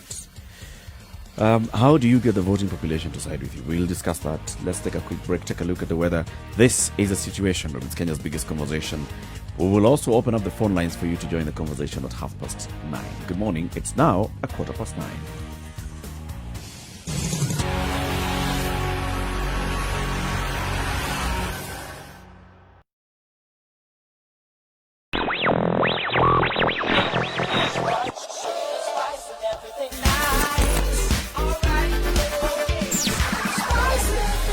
Spice up your life. Still cloudy and overcast conditions in Nairobi The what? at 15 degrees. We'll see highs of 25 and lows of 12 through the day, and those partly cloudy conditions will continue. It's mostly cloudy in Nakuru at 16. A chance of showers later with highs of 23 and lows of 13. Njeri looks like it'll be a thunderstorm of an afternoon. Highs of 22 and lows of 13. Eldoret is forecasted to have a sprinkle later with highs of 21 and lows of 11. It's currently mostly sunny in Kisumu at 20 degrees. It's likely we'll see that maintained for the rest of the day. Highs of 28 and lows of 18. Sunny conditions in Kakamega at 19. Highs of 24 and lows of 14. It's partly cloudy in Malindi at 26 degrees. We'll see highs of 28 and lows of 23. In Mombasa, it's partly cloudy at 25. We'll see highs of 28 and lows of 22. Let's take a look in Kampala, where it's partly cloudy at 21 degrees. Highs of 27 27 and lows of 19. It's partly cloudy in Dar es Salaam at 25. We'll see highs of 30 and lows of 21. Johannesburg is giving off those sunny vibes at 7 degrees. We'll see highs of 20 and coming down to a low crisp cool of 4. In Lagos at 24 degrees, it's going to be a wet afternoon, highs of 28 and lows of 22. Let's take a final look into Europe, where it's sunny in Paris at 24.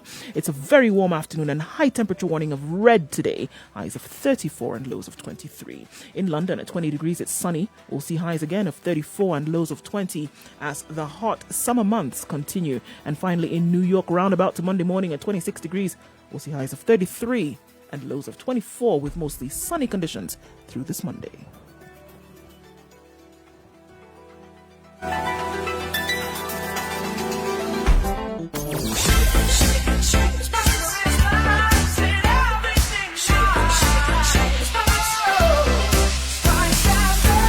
Spice up your life. Mature, intelligent talk every morning. Spice up yourself.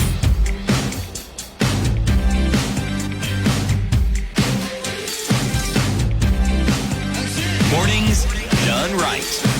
94.4. Conversation continues. So, CT, how do you get to convince the voter to see it your way? You know, in countries that have far more developed political systems and parties than ours, the Tosha statement is made by the party.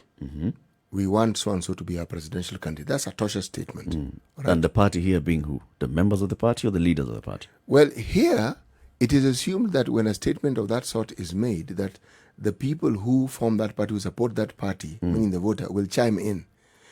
And why I want this to be a discussion is because in Kenya it doesn't necessarily follow. Because our voting patterns are known. For the longest time, our voting patterns, with the exception of certain parts of the country, have been strictly along tribal lines. Strictly.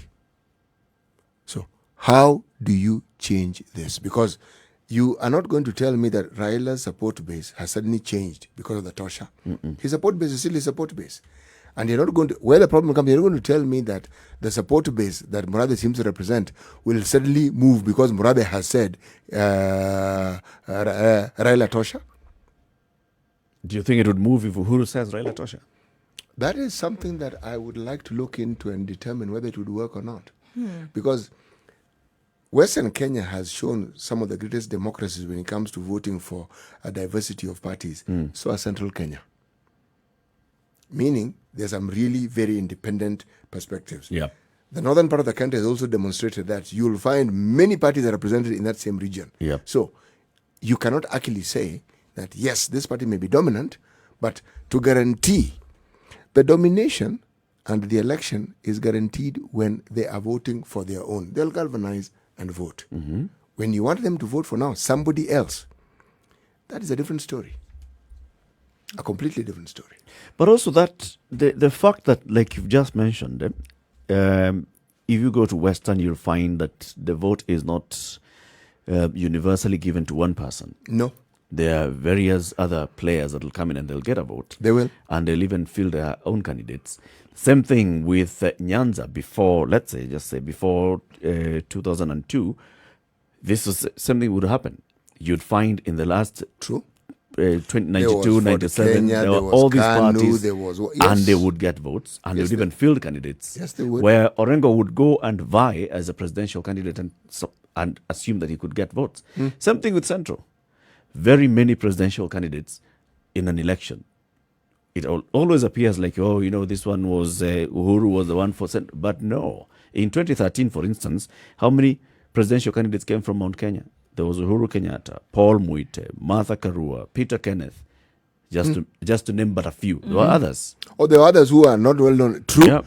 Like there's some perennial fellows who always stand. Yep. But you see that it appears like, you know, the majority will go with one, and then we all forget that there were other candidates representing other parties. And even if they ended up getting 10,000 votes, those are 10,000 people 10,000 votes are a lot of votes. who voted for these other people. These other people. Same happens across the country. Northern, you've said. Coast, you've said. It's the same thing. So for me, I see that, and I see that there's hope. Because I want to get away from this shackle of that, you know, we have a tribal kingpin that everybody looks up to. that is the one that we are going to elect just because he represents our tribe. You know, before the Kibaki Tosha statement, that held true until it was put to the test. And when it was put to the test, Raila's backyard voted for Kibaki, something that hitherto had been considered Impossible. out of the question completely. So all I'm saying is, it brings in that discussion, because what is it that is going to happen that we'll see that change in voting patterns? Because that really is the heart of the matter. And what is it that people would start voting for?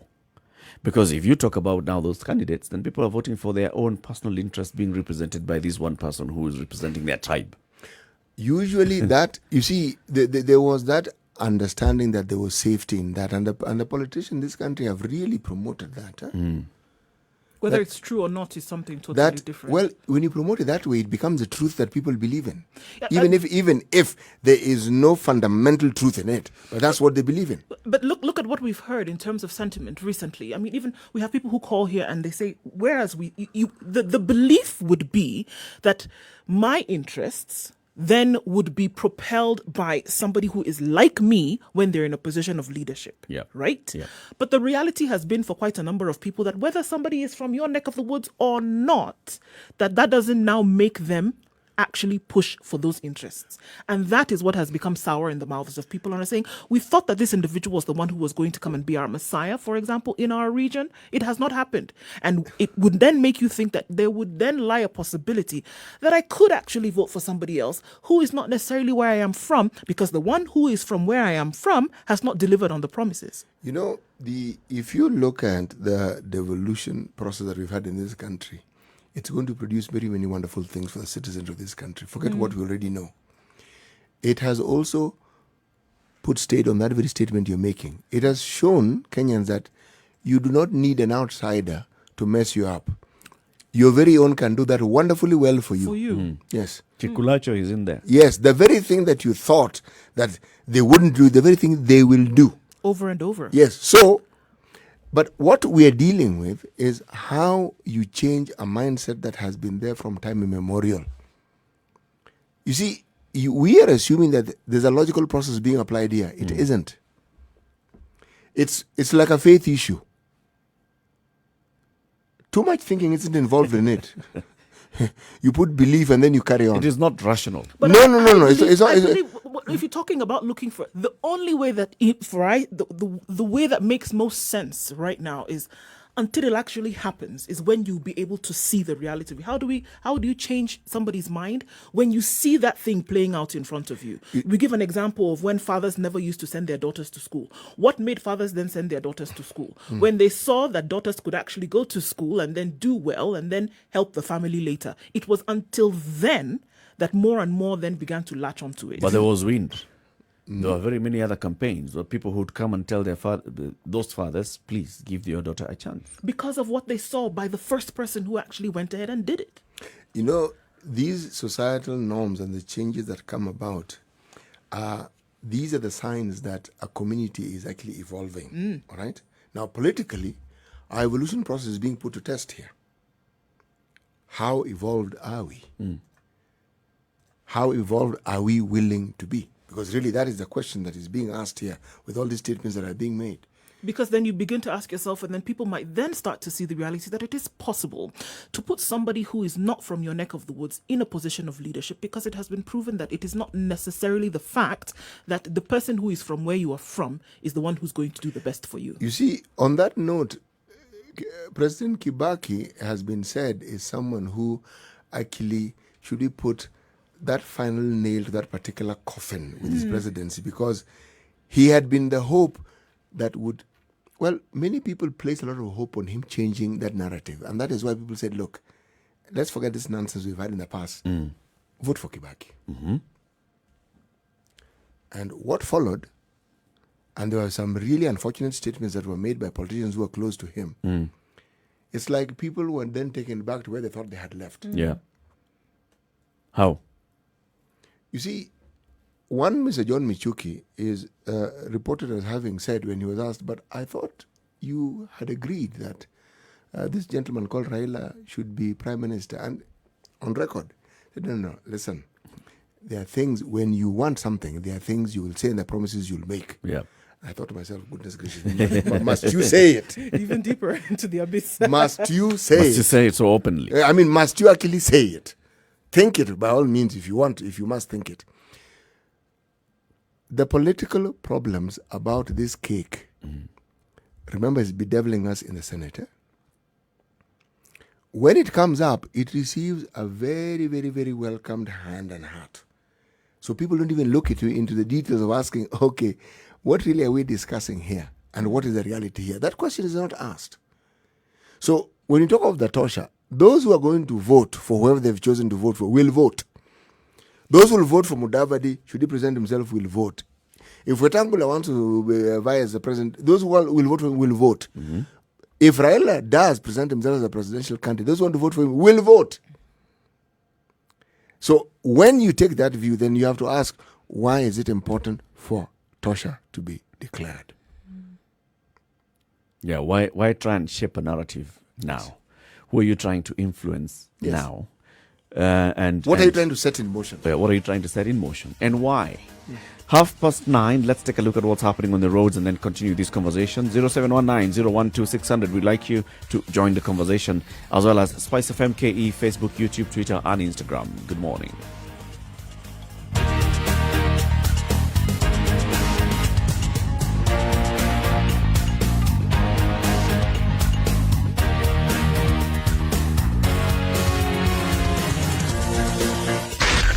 Spice FM, Nakuru.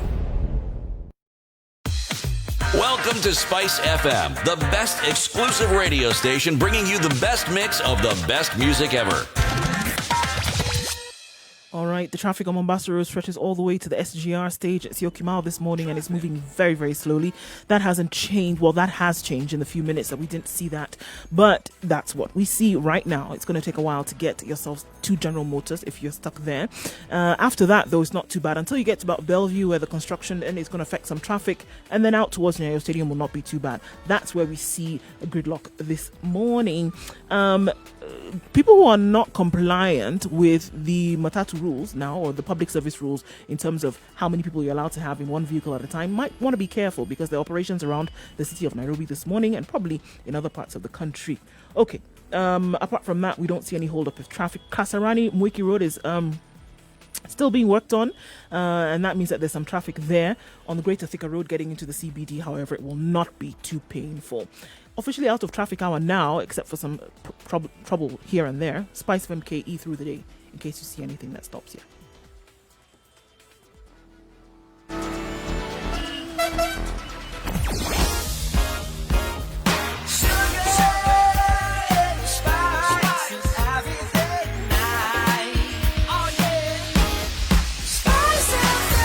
Spice up your life.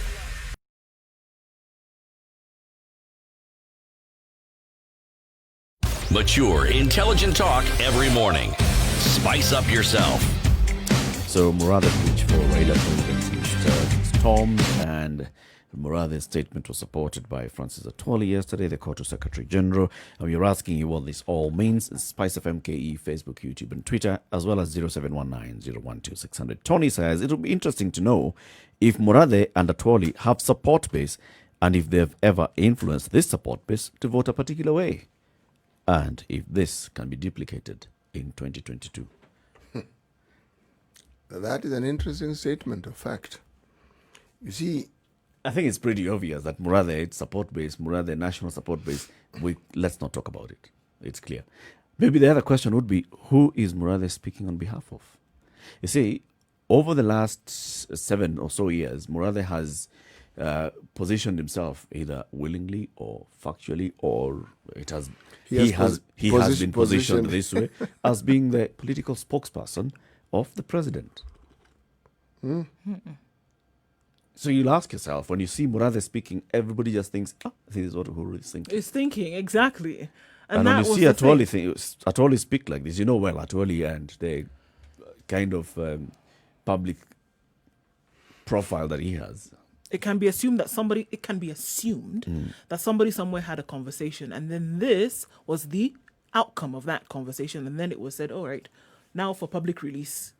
And when you hear something like that, it would be that is the position that everybody else in that position has. You see, there's one reality, even as we go about this discussion. The reality is this: the winner takes all formula is horrible for this country. Not bad, horrible, and we've seen the consequences of it.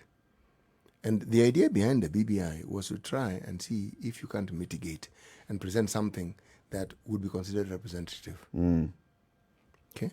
Now, the moment you start on that particular journey, even prior to this declaration, just think back. There's been a shift, a movement of people within government. Typical of Kenyan government, it's always seen as a reward for some people, as a punishment for some people. Nothing new in that particular agenda. But it also ushers in a change of times. And you can see there's movement. And you can see realignments. And those who take the time to understand and read these things will say, well, remember the other day an MOU was signed by Wiper Party and the government. The other day KANU signed an MOU or had some agreement, etc., etc.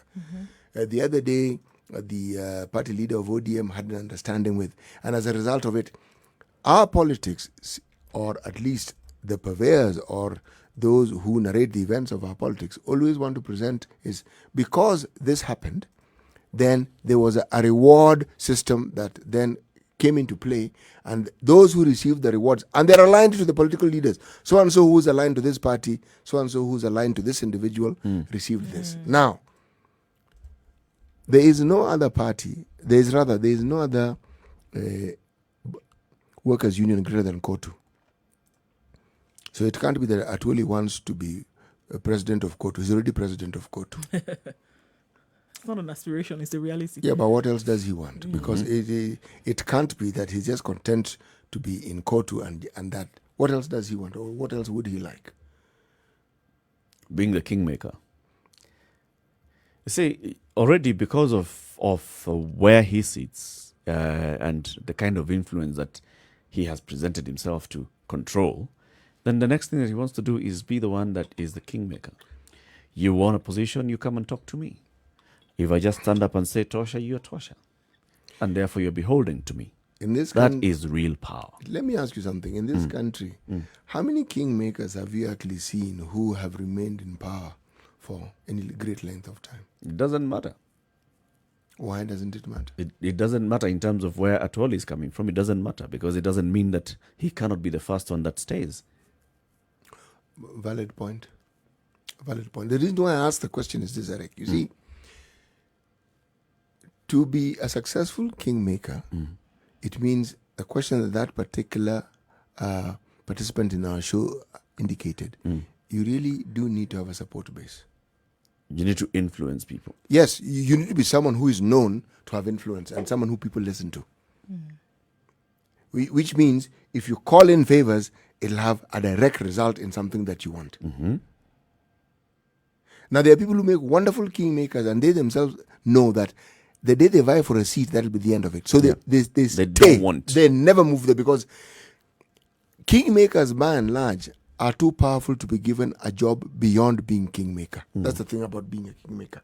If you're really powerful and don't... For instance, Raila Odinga right now does not really have any official position within the government. Yeah. And you could argue he is a very serious kingmaker. He's an influencer. Precisely. Outside the presidency right now, there is nobody who is a greater influencer than himself. Yep. And that, if you ask me, has been the fear of most people. That if this man is already this powerful, what happens to him? What happens if he has the ultimate? If he then becomes president? If he has the ultimate power? Yes. It's a question that many people have asked. And what they fail to see is that we have a constitution right now whom this very man we are speaking of was very instrumental in being party to ensuring was enshrined. The constitution guarantees that we cannot actually go back to a point where we had an imperial presidency. It's not possible. Unless we start changing it like we're doing now. You can try. We can start changing it. Start shaping public opinion and saying that this is the best thing. Look at what happened with that presidency. We need to give it a bit more power, a bit more teeth, because this president is getting direct authority from the people. Eric, people always try. All those things. The reason why you have the checks and balances within government is precisely for that reason, because it is known that people will tend towards excesses. And that's why we have separation of powers, so that this particular arm can check the other. And every time we have an issue, or there seems to be a quarrel with the judiciary and the executive and what have you, you've heard me say this on many occasions, it is good for our democracy. It shows that we are testing the limits of this constitution of ours, and we're seeing it in operation. It is not about, so it is all a good thing. In terms of, for purpose of democracy, it is a good thing. It's helping us. In the absence of it, look around us and look at our neighbors who don't have this sort of vibrancy. You may consider it a nuisance, but it is useful. It's very, very useful. Yeah, until the one that's trying to claw back their powers They actually always do. succeeds. Until they succeed. Yep. Up to now, there are those that argue that the executive has succeeded in completely humiliating and clawing back the powers of the legislature. With the control that they have, that the executive presents anything in any of their two assemblies, the Senate or the National Assembly, it gets its way. It isn't as negative as it sounds in this sense, Erica. I want to go to South Africa, where for the longest time ANC has had a serious majority in parliament. And they can pass anything they want, anytime they want. Yeah. Now, the only country, well, no, sorry, let me correct myself. One of One of the countries that I know have ensured that this can never happen is Germany. The way the German political system is structured, you cannot have one single party being overwhelmingly huge. It is structured so that you will always have coalitions. You may actually be even the minority in that particular coalition, but you'll still end up being chancellor. I don't believe the Germans want a repeat of what they saw with Hitler, because that was one leader, powerful party, an orator. Have a system that guarantees everybody participates. That's their form. Now, we seem to be trying to work out ours to try and see how do we become all-inclusive. And whenever there's a debate, people say, but why are you sort of like fighting this thing? Actually, it isn't fighting. It's debating. It's debating. So that You can see introduce that, something new, surely it should be questioned. a solution will come to the surface through the debate. Yes. But remember, we come from a background where anything that questioned the status quo that as presented by those in power is considered to be negative. Now, this is what we're slowly overcoming. Now, in the same way, if someone says Tosha for his own personal reasons, we will attach all manner of appendages to it. So and so might have said this, so and so must have thought this. But the truth of the matter is this. Our political situation as it is, we cannot go into 2022 with the same mindset we had in 2013 and 2017. We saw where it took the country in terms of the sentiments, in terms of the heat it generated, in terms of just the negative sentiments it generated. That is something that the country does not need again. It most certainly doesn't. So what's the difference in mindset? What do you see as a different mindset that we'll go into 2022 with? I think the difference in mindset that those in leadership seem to be trying to put in place, whether they succeed again is a question of time, is one where people feel that they are not excluded. Remember, this is not... People. And the people I'm referring to here are the political leaders. Okay. Yeah, it was very important that you clear that. Don't say a system where people feel they're not excluded. Just say a system where those in competition with them feel they are not included. But Eric, unfortunately, it's not a sentiment that only the leaders have. Even those who follow them have those same sentiments. Yes. But you see, now the mindset we're talking about is the mindset of the followers. Look. Not the mindset of the leaders. The mindset of the leaders seems set on the best way that we're going to have to ensure that we never keep arguing here is let's agree. Get the cake, you get 40% of the cake, give me 5% of the same cake, and we're happy. Eric, consider that, this is the mindset. At the national level, it becomes a tribal issue. And yet it plays even at the county level, at the sub-county level, at the ward level with clans. Yep. It's a mindset we have. It's just upgraded as we move along. Yep. You will find, you go to any county, they will tell you this clan is benefiting more than us. Yeah, of course. The good thing, however, is that at that level, we still haven't seen people who have emerged as the champions of the clan or champions of the sub-tribe, right? Until that point when we get there, then it also will become negative. Actually, Eric, we're already there. We are there. Yes, we're there. You'll give me the Has already, examples. Ed Gitonga is calling in from Njeri. Good morning, Ed. Morning, Eric. How are you? I'm doing good. Now, I got to tell you something. Huh? Mm-hmm. The problem in the system, as CT said, it's the mentality in the public. Because I can tell you this, huh? If only people elected leaders who have done something as per the constitution. For example, before the 2013 general elections, actually, we didn't have senators, governors. We were coming straight from parliament to be a president, right? Yep. And I remember Peter Kenneth was vying for MP, and the current president was vying for MP, for presidency, sorry. But I can tell you this for a fact. People weren't looking as Peter Kenneth as the former MP for Gatanga who was done this and this and this. People are just looking as they said in Kikuyu, Rakanega Ito, he's our son. Mm-hmm. But then, this is the truth, and this is the truth. Huh? Mm-hmm. If only Kenyans maybe elected the president then as per what you've done. Because if you have one wife and you're maintaining her and you're maintaining a family, then we can give you a bigger family. Yep. So if you cannot maintain the constituency as far as being an MP is concerned, and then you come to a political rally and ask for my vote for the presidency, honestly, you've not shown any credibility so far. But you see, the problem is people don't look at that. For example, we have the presidential debate, but people watched only the presidential debate just to see if so-and-so is there, so-and-so, Ituetu is there. But they don't listen to what does that person have to bring to the table. Because, the public forgets that, it's like we are being wooed to get into marriage. And when you're being wooed, there's no kuja na maneno matano. But people forget that completely. So it's not about let me marriage. tell you At this. some point, marriage flies off the window.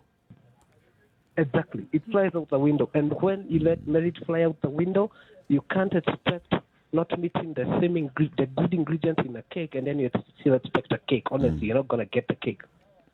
Thank you, Because Ed. currently, for example, right now, sorry, Eric, but for example, right now, there is several debates that there is this revenue bill in Senate, right? Yep. And it's not going anywhere. Why? Because it doesn't have the political clout. Because they can't agree on something. And that's the problem. Because the problem is, right now, we don't have an official opposition party, an official opposition clause. People who can say, no, this is not going right. 97% of parliament is Jubilee. So 97% is either ufanye hivi ama ile committee ambayo huko you're going to get out. Tolewa. Yeah, utatolewa. That is how, as it. Now, tell me, can you expect a country to really work towards progress if that is the mentality that is there right now? Ideally, you should, if all of them were thinking for the people, not just for themselves. For themselves, exactly. And that's the thing. Now, you're talking about kingmakers. There is Atwoli, Murata, the like, right? And I can tell you this for a fact. They are not aligning themselves because of public interest. They are aligning themselves because they have some interest later on.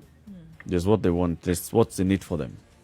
Yes, is what they want for themselves. Because, for example, Atwoli knows, were it not for Kotu, he wouldn't be, he wouldn't be that popular.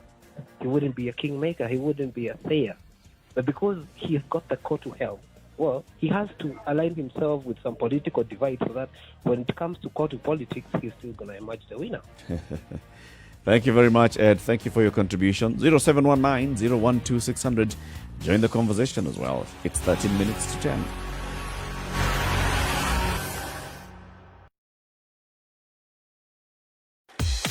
Welcome to Spice FM, the best exclusive radio station bringing you the best mix of the best music ever.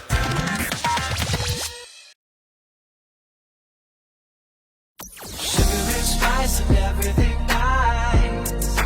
Everything nice. Spice FM. Spice up your life. Mature, intelligent talk every morning. Spice up yourself. 12 minutes to 10 o'clock. Well, the conversation continues. 0719-012-600. Karaoke in Wakulima Market, Nakuru. Good morning. Yes, how are you? We're fine, morning. thank you, Karaoke. Are you all right? It's a long time. We're well, Yes. karaoke. Thank you. I want to contribute on that debate Right. you're having. May I go back to constitutional changes in 2010? Remember, the person who advocated for that constitutional change, or rather for a referendum to have a new constitution, is Raila Odinga. Remember that? Now, my point is, when he was advocating for that, he was having something in mind that this time around, if you can recall, in 2007, what happened? The majority of members of parliament, when he formed the coalition government, remember, he was having the majority.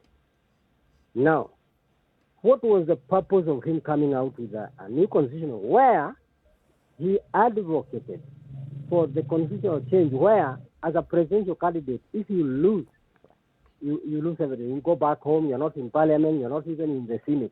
What was behind him?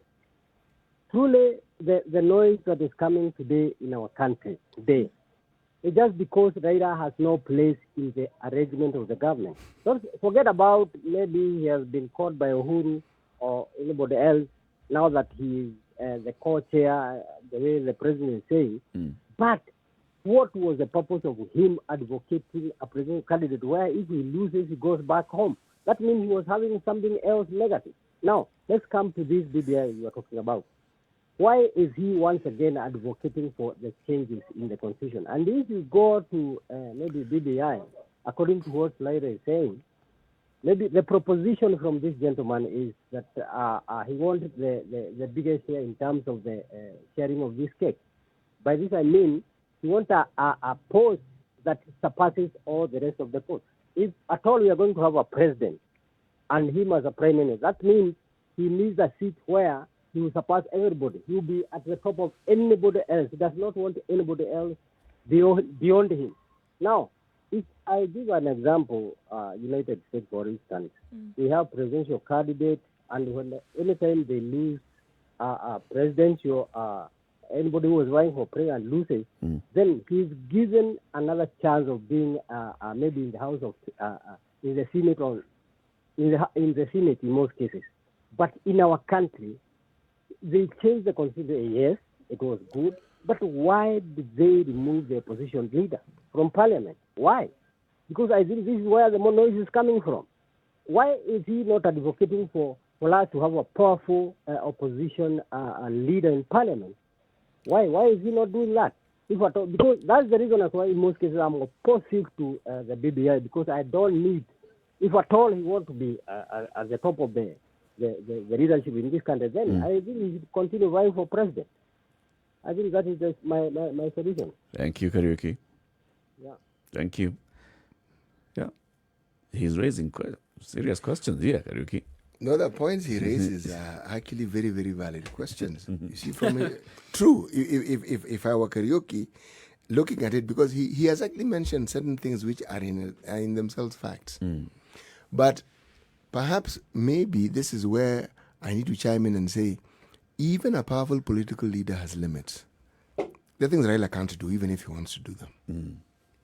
There are things he can't change, even if he wants to change them. Yep. And once a constitution is set in motion, believe me, that constitution will acquire a life of its own.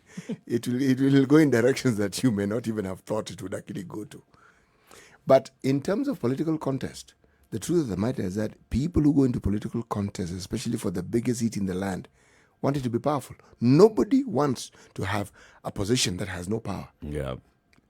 You don't want to get in there and, And people are pushing you around and telling you what to do. No. Countries that, for instance, have a prime minister who's all powerful or a chancellor also have a president. But the role of the president is very clearly spelled out. Clearly. And the two don't confuse or conflict.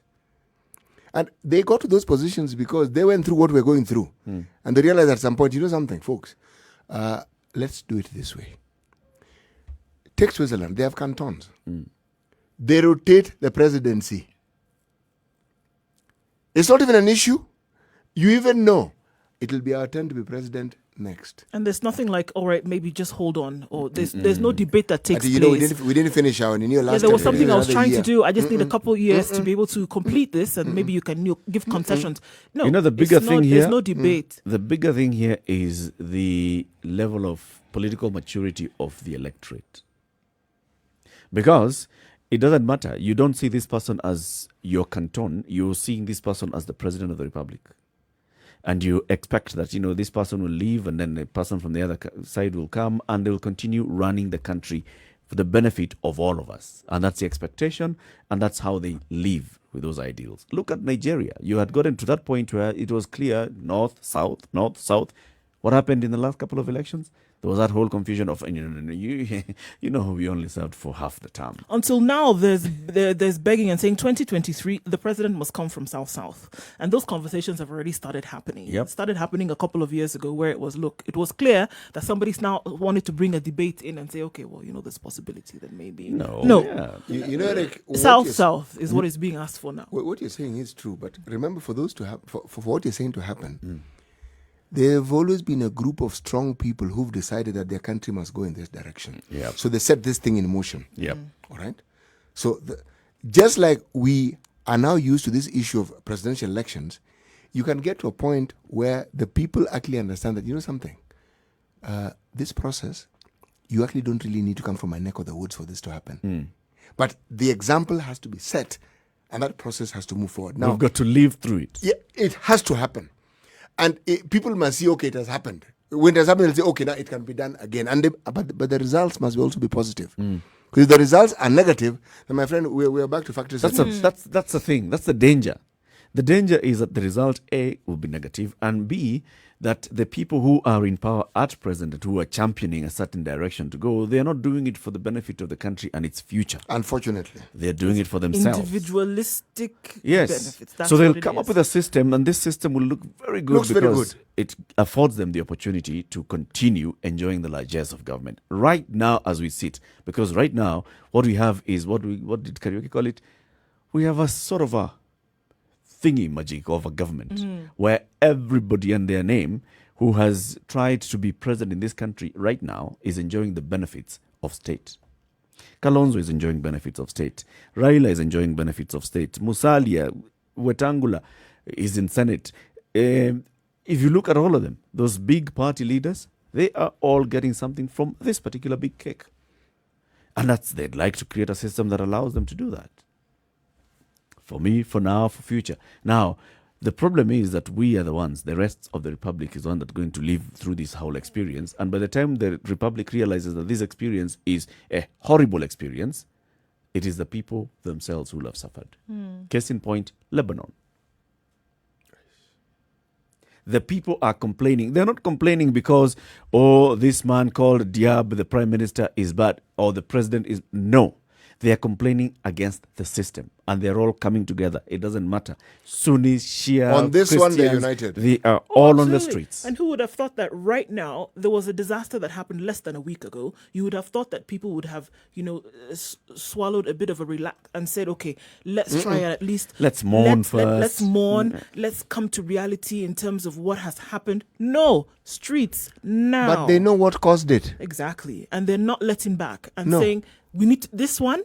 Here's an opportunity to shout even louder than we've been shouting in the last 12 months.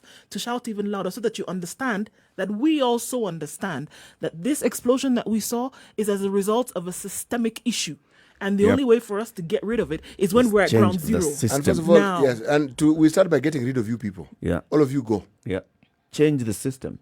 So this whole issue even of Prime Minister coming out to say, yeah, what happened? We really need an early election. They are still saying, no, it is not the election. As long as you have an election and the leader of Hezbollah is going to decide who becomes the leader of this country. No.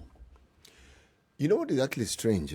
If you look at our country and you consider the things that we've gone through, one would have hoped that our leaders would have understood that their security and their tenure and the safety that they clamor for is actually embedded in the people. And that if the welfare of these people actually takes precedence, and it is seen to be so, all these things they keep talking about and wanting will actually come to pass. But when you treat your people as a group of individuals who you think will swallow any lie you throw at them and who will believe any nonsense you tell them. And you keep doing it over and over and over again. And in so cementing in their minds what you think of them, then you have the problem is greater. So even if you come along with something that is genuinely good, no one will believe you.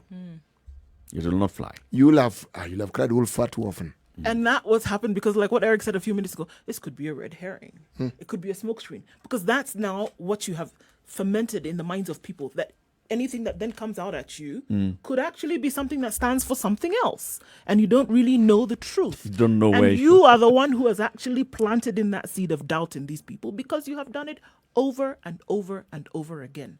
And so now when such things are said and that suddenly kind of seems to take the country by storm, after a minute, it doesn't have strength, does it? Because people will say, after all, there's no strength in this one. Let him say Yeah. it, because in another few months, he just is might gonna be saying change. something else. So, coming to the end of the show, your final comments, and then you remind us today's proverb.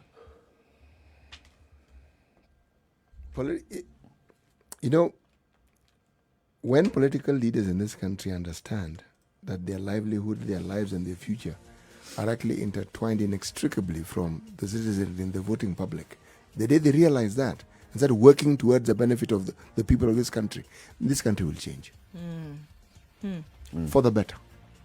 But so long as they think that they can keep lying and throwing words at real problems that require solutions, and they think the public doesn't see it, then it's not that things will not change. In dogs. Yep.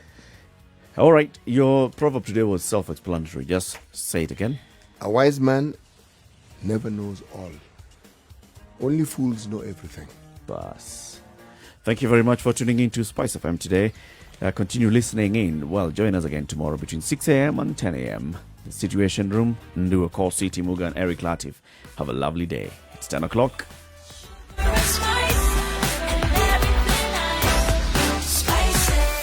Spice up your life.